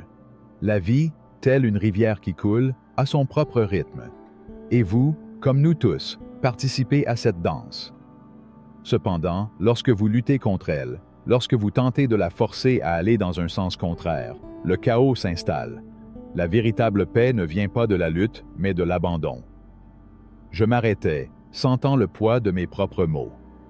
La danse de la vie est un concept qui peut nous sembler étrange, mais en même temps, il est aussi réel que l'air que nous respirons. La danse ne vous demande pas d'être parfait. Elle ne vous demande pas de suivre une chorégraphie rigide. La danse, comme la vie elle-même, demande seulement que vous vous laissiez aller, que vous vous laissiez porter par le rythme naturel de l'univers. La paix n'est pas une destination qui s'atteint avec des efforts. C'est un état d'être qui émerge lorsque vous cessez de résister, lorsque vous acceptez le flux de la rivière. J'ai donc répondu au jeune homme, « Votre âme, comme l'eau, n'a pas besoin d'être forcé. Il suffit de l'écouter. Laissez-vous aller à ce que vous ressentez, sans jugement, sans peur. Écoutez le rythme de votre corps, le murmure de vos émotions. La paix ne réside pas dans ce que vous faites, mais dans votre façon d'être. Le jeune homme semblait réfléchir à mes paroles, mais son esprit était toujours lié aux idées de contrôle, de lutte et de perfection.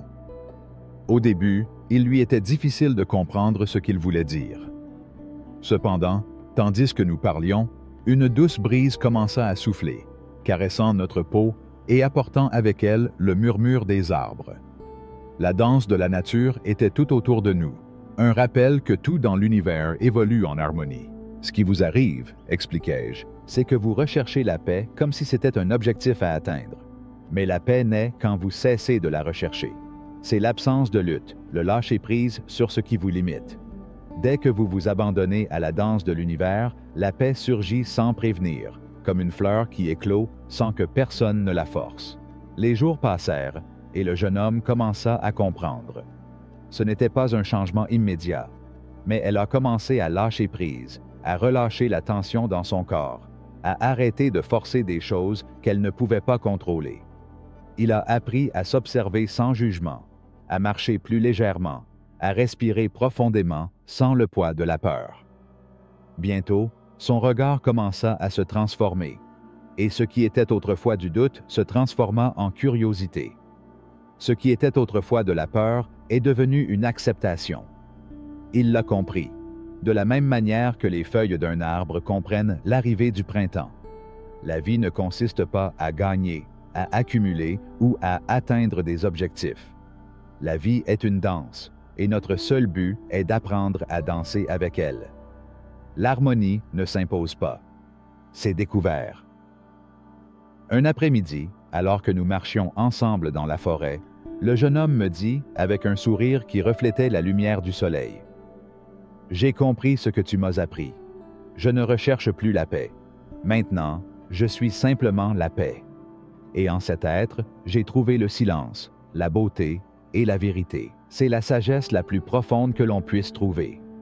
La paix ne se trouve pas dans le futur, ni dans un lieu lointain, mais elle est présente dans cet instant, dans ce battement de cœur, dans ce souffle de vie. La danse de la vie nous invite à être conscients de notre corps, de notre respiration et de chaque pas que nous faisons. Cela nous rappelle que le mouvement de notre âme est aussi subtil et aussi puissant que le vent que nous ne voyons pas, mais dont nous savons qu'il existe. Lorsque nous comprenons que nous ne sommes pas ici pour nous battre contre nous-mêmes, mais pour embrasser notre nature la plus profonde, nos vies commencent à se transformer. Les défis ne nous font plus de mal, car nous cessons de les voir comme des ennemis. Nous les voyons comme des enseignants, comme des opportunités de grandir, d'apprendre et d'élargir notre conscience. Chacun de nous est un danseur sur la scène de la vie. La musique n'est pas toujours fluide ou prévisible, mais si nous nous y abandonnons, si nous acceptons son flux, nous découvrons que nous ne sommes pas seuls. Nous sommes accompagnés par une symphonie universelle qui nous guide et nous soutient. La vie n'est pas une lutte contre le chaos, c'est une danse avec lui. Alors, cher lecteur, ne cherchez pas de réponse à l'extérieur de vous-même. Ne recherchez pas la paix comme quelque chose que vous pouvez obtenir. La paix est ce que vous êtes lorsque vous arrêtez de vous battre. C'est l'espace entre vos pensées, c'est le calme dans votre cœur. La danse de l'âme est un acte de confiance dans l'univers, dans le rythme de la vie. Et lorsque vous vous autorisez à danser, lorsque vous arrêtez de résister, vous découvrirez que tout ce dont vous avez besoin est déjà en vous, attendant d'être entendu, attendant d'être expérimenté. Ce n'est qu'alors que vous pourrez connaître la véritable harmonie, l'harmonie qui guérit, qui libère, qui transforme. Chapitre 18. L'art d'écouter le silence.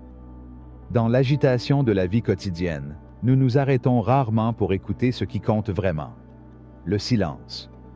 Nous vivons entourés de sons qui nous distraient, qui nous invitent à perdre le contact avec l'essentiel. Mais le silence n'est pas vide, comme beaucoup le croient. C'est une présence, une vibration profonde qui, si nous savons l'écouter, nous révèle plus que n'importe quel mot.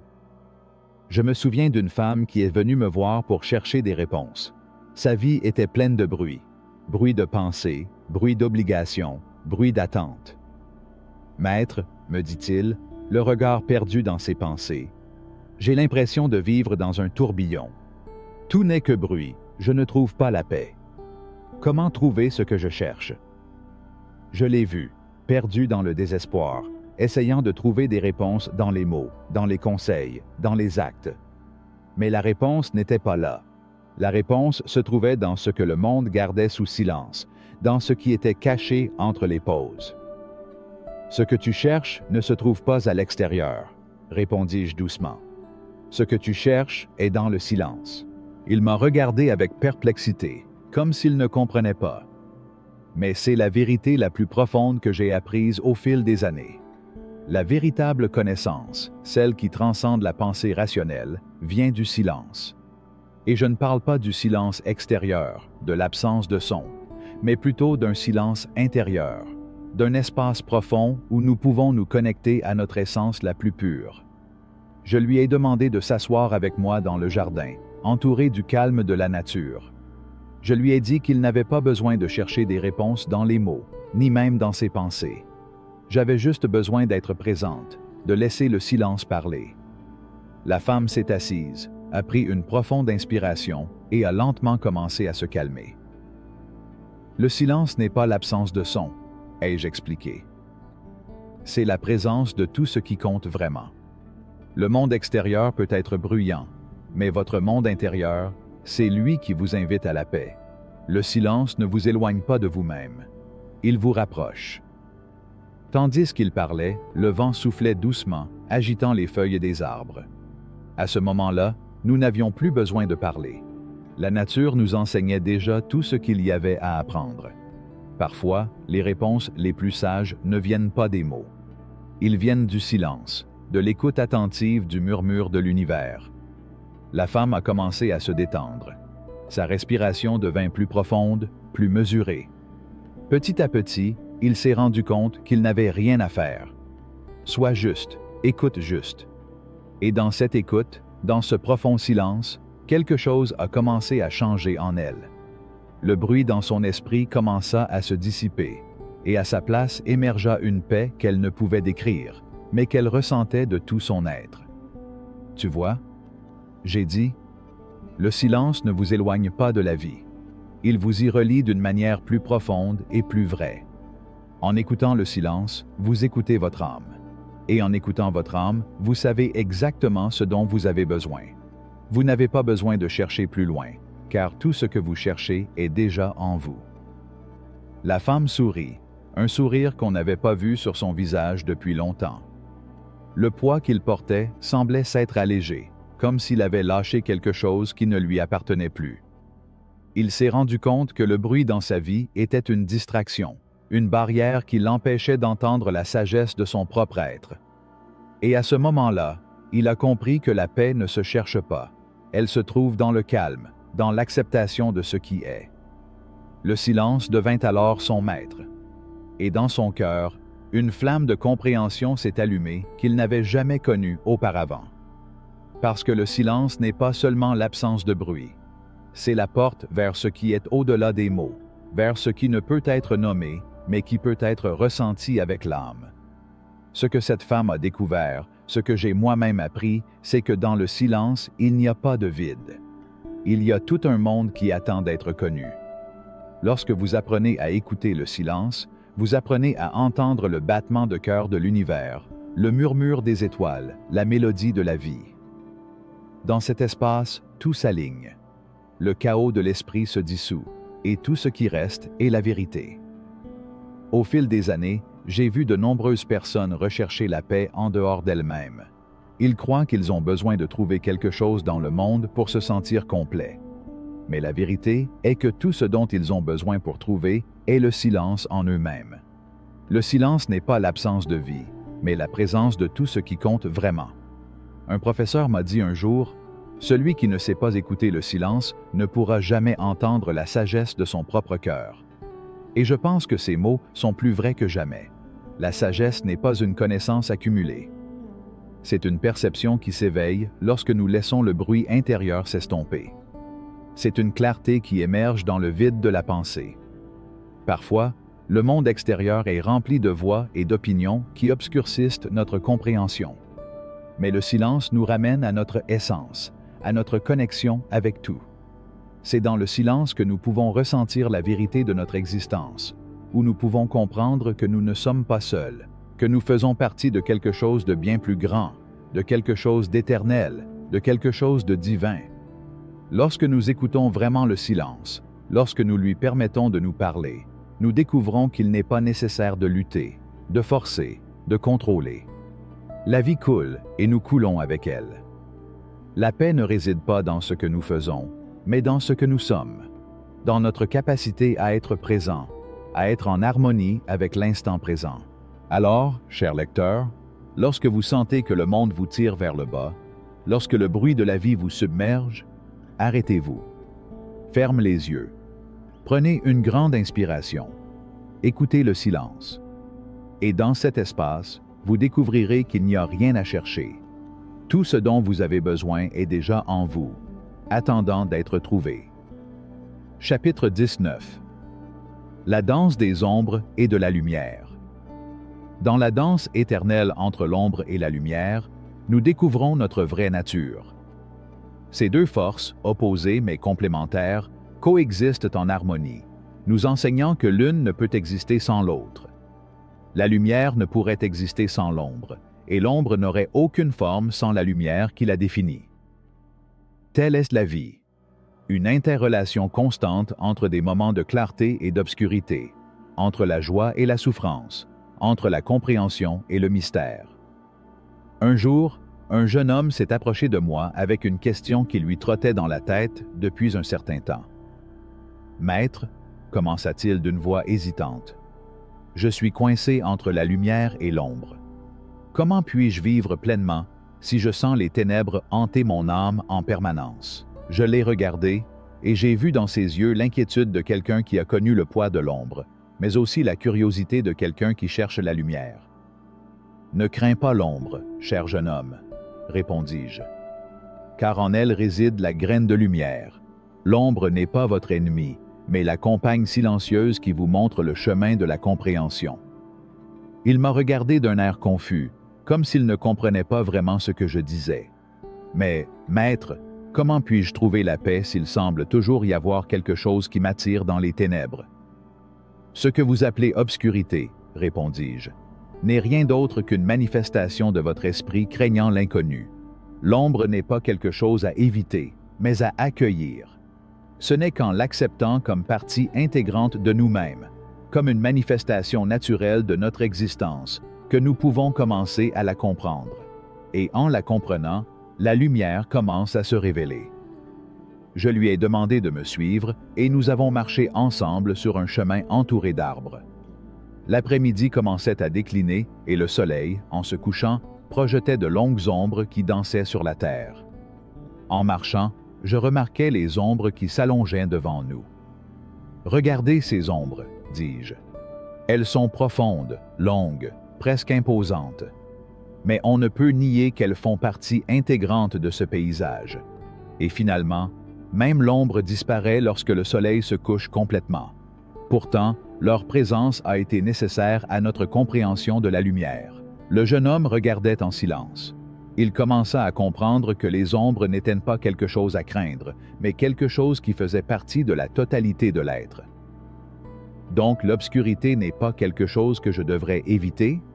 il a demandé. « Exactement, répondis-je. L'obscurité est une part essentielle de l'expérience humaine. Sans elle, nous ne pourrions comprendre la lumière. Impossible d'apprécier pleinement la lumière sans avoir fait l'expérience de l'ombre. Et l'ombre, quant à elle, n'est pas quelque chose contre laquelle il faut lutter, mais quelque chose qu'il faut accepter et comprendre. C'est en acceptant les deux que nous trouvons l'équilibre, et dans cet équilibre réside la paix. » Le jeune homme resta pensif, tandis que le soleil commençait à se cacher derrière les montagnes. « Mais, maître, dit-il finalement, comment trouver cet équilibre quand l'ombre semble tout consumer? Comment savoir si je suis dans la lumière ou prisonnier des ténèbres? » Je lui ai souri doucement. La réponse se trouve dans votre cœur, cher ami. Lorsque vous vous autorisez à ressentir pleinement, sans juger ce que vous ressentez, lorsque vous acceptez la lumière et l'ombre, vous constaterez que l'équilibre s'installe naturellement. Il n'y a pas de destination fixe, pas d'endroit où l'ombre disparaît complètement. La vie est un flux constant, un mouvement entre ces deux pôles. L'important est de savoir que les deux font partie de vous. Et lorsque vous parvenez à les accueillir tous les deux avec amour et compréhension, la souffrance disparaît, car vous comprenez que rien n'est permanent, ni la lumière ni l'ombre. Tout est transitoire, tout passe. Le jeune homme m'a regardé comme si un fardeau avait été enlevé de son âme. « Maintenant je comprends, dit-il. L'ombre n'est pas mon ennemi, elle fait simplement partie de moi. Et la lumière ne sera pas toujours constante, mais je peux apprendre à la trouver, même dans les moments les plus sombres. » C'est vrai, lui ai-je dit. Le véritable défi n'est pas d'éviter l'obscurité, mais d'apprendre à être lumière même lorsque l'obscurité semble nous entourer. La lumière ne se trouve pas loin de la douleur ou de la souffrance, mais dans la façon dont nous choisissons de considérer cette souffrance. Dès que nous choisissons d'apprendre de l'ombre, la lumière se révèle. Alors qu'il retournait au sanctuaire, le jeune homme semblait plus léger, comme s'il s'était libéré d'un poids invisible. La prise de conscience que l'obscurité n'est qu'un reflet de la lumière et que les deux sont nécessaires à la croissance lui avait apporté une paix qu'il n'avait pas connue auparavant. La danse des ombres et de la lumière est un rappel constant que la vie n'est jamais simple ou linéaire. L'existence est pleine de contrastes, de moments de sérénité et de turbulences. Mais en acceptant ces contrastes, nous trouvons la vérité. La lumière n'est pas meilleure que l'ombre, ni l'ombre pire que la lumière. Les deux sont nécessaires pour que la vie se révèle dans son intégralité.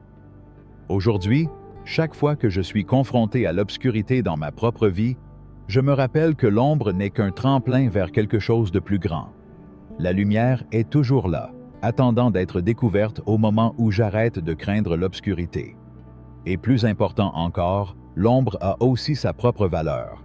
Elle nous enseigne, nous guide et nous aide à trouver notre lumière intérieure. Et donc, chers amis, lorsque vous faites face à vos propres ombres, lorsque la peur ou la tristesse vous entoure, rappelez-vous que tout cela fait partie de la même danse. Ne vous accrochez pas au désir d'éviter l'obscurité, car c'est dans l'obscurité que la lumière est véritablement découverte.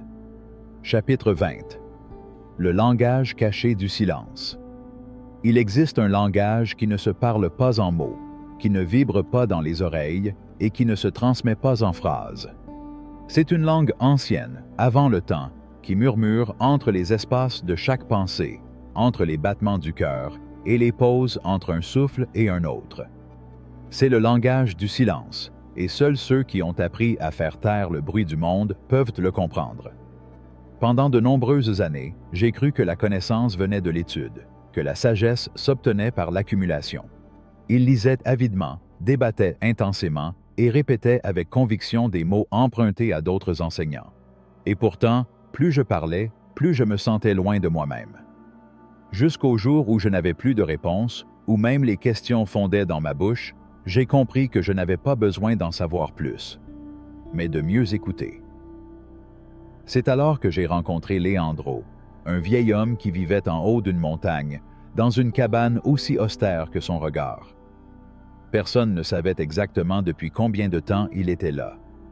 Certains disaient qu'il avait fui le monde après une grande perte, d'autres qu'il avait trouvé quelque chose de si précieux qu'il préférait le cacher à l'agitation de l'humanité. Ce qui est vrai, c'est que ceux qui le visitaient ne repartaient pas les mêmes qu'à leur arrivée. Je lui ai rendu visite un après-midi, sans aucune attente, juste le désir d'être près de quelqu'un qui n'était pas pressé. Leandro ne m'a pas salué avec des mots, mais avec un sourire silencieux. Il m'a indiqué un banc de pierre face à la forêt et s'est assis à côté de moi. Pendant des heures, il ne dit rien. Pas une question, pas une suggestion, pas un conseil. Seul le vent, le chant lointain d'un oiseau, le craquement des branches et sa présence. Au début, ce silence me mettait mal à l'aise. Mon esprit, habitué à remplir chaque espace, essayait de trouver des sujets de conversation. Mais il n'a pas répondu. C'était juste là, comme un arbre, comme un rocher, comme l'air lui-même. Et c'est alors, dans cette absence de bruit, que j'ai commencé à écouter. Pas avec les oreilles, mais avec l'âme. J'écoutais mes propres pensées, épuisé d'avoir tant réfléchi. J'ai entendu le poids de mes jugements, de mes attentes, de mes peurs. J'ai entendu la voix de l'enfant que j'étais autrefois, qui pleurait encore de ne pas être compris. J'entendais mon corps parler dans des douleurs que je n'avais jamais traduites, dans une fatigue que je n'avais jamais honorée. Et finalement, parmi tant de murmures intérieurs, j'ai trouvé quelque chose de plus profond. Une paix qui ne demandait rien, une tendresse qui ne cherchait aucune explication. Leandro m'a alors regardé, les yeux pleins de ciel. Et finalement, il parla, d'une voix qui semblait jaillir des racines du monde. Quand vous apprenez à écouter le silence, vous commencez à vous rappeler qui vous êtes. Depuis lors, j'ai compris que tout ne doit pas être dit, que tout ne peut pas être compris par l'intellect. Il y a des vérités qui ne fleurissent que dans le sol fertile du calme. L'âme, comme la graine, a besoin d'obscurité, de repos et de temps. Il n'y a pas de lumière plus claire que celle qui émerge après la longue nuit de silence volontaire. Nous vivons dans un monde qui craint le vide. Nous remplissons nos journées de bruit, nos maisons d'écran, nos relations de mots inutiles. Mais la véritable rencontre, avec soi-même et avec les autres, se produit lorsque nous osons nous taire. Quand on regarde sans chercher à définir, quand on embrasse sans exiger de réponse, quand on partage sans envahir. Le silence est un pont, c'est le chemin, c'est une offrande. Il ne s'agit pas d'absence, comme certains le croient, mais de présence absolue. Parce que c'est seulement dans le silence total que nous pouvons percevoir la musique de l'âme. C'est seulement dans ce vide apparent que l'essentiel se révèle. Parfois, un geste silencieux guérit plus que 1000 mots. Une étreinte silencieuse contient plus de réconfort que le discours le plus éloquent. Et une présence silencieuse peut être plus agréable que n'importe quelle compagnie bruyante. Depuis que j'ai rencontré Leandro, je fais des pauses tous les jours. Je reste assis et je ne fais rien. J'éteins tout bruit, je ferme les yeux et j'écoute simplement. Parfois, il me faut des minutes pour me connecter. Parfois, cela me prend des heures. Mais toujours, j'y trouve quelque chose. Un message, une image, un souvenir qu'il fallait regarder avec amour. J'ai découvert que même la nature garde ses secrets en silence. Les montagnes ne crient pas, mais elles nous enseignent la force. La rivière ne parle pas, mais elle nous montre comment couler. Le feu n'explique pas sa chaleur, mais il nous transforme. La lune ne conteste pas sa lumière, mais elle illumine notre nuit. Tout ce qui compte vraiment dans ce monde reste calme, sans l'urgence de s'expliquer. Et que se passe-t-il lorsque vous choisissez également cette voie? Vous commencez à vivre à partir d'un autre endroit. Les blessures trouvent leur cours. Les émotions se déposent comme l'eau dans un bol. L'âme respire. Et la sagesse, qui n'est ni mémorisée ni répétée, mais incarnée, commence à fleurir de l'intérieur. Quelqu'un m'a demandé un jour quelle était la pratique spirituelle la plus puissante que je connaissais. J'ai répondu sans hésiter. Silence conscient.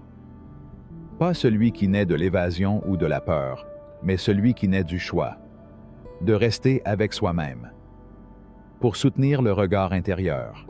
De permettre à l'âme de s'exprimer sans censure. Le silence n'est pas la fin du chemin, c'est la porte. Et celui qui le traverse ne devient pas quelqu'un qui en sait plus, mais quelqu'un qui a besoin de moins. J'espère que vous avez apprécié ce voyage à travers l'énergie, les vibrations et la fréquence spirituelle, autant que j'ai aimé le partager avec vous. Si vous souhaitez passer au niveau supérieur, assurez-vous de consulter le premier lien dans la description. Vous avez accès à davantage de contenus, d'exercices et d'outils qui peuvent transformer votre parcours. Je t'attendrai à l'intérieur.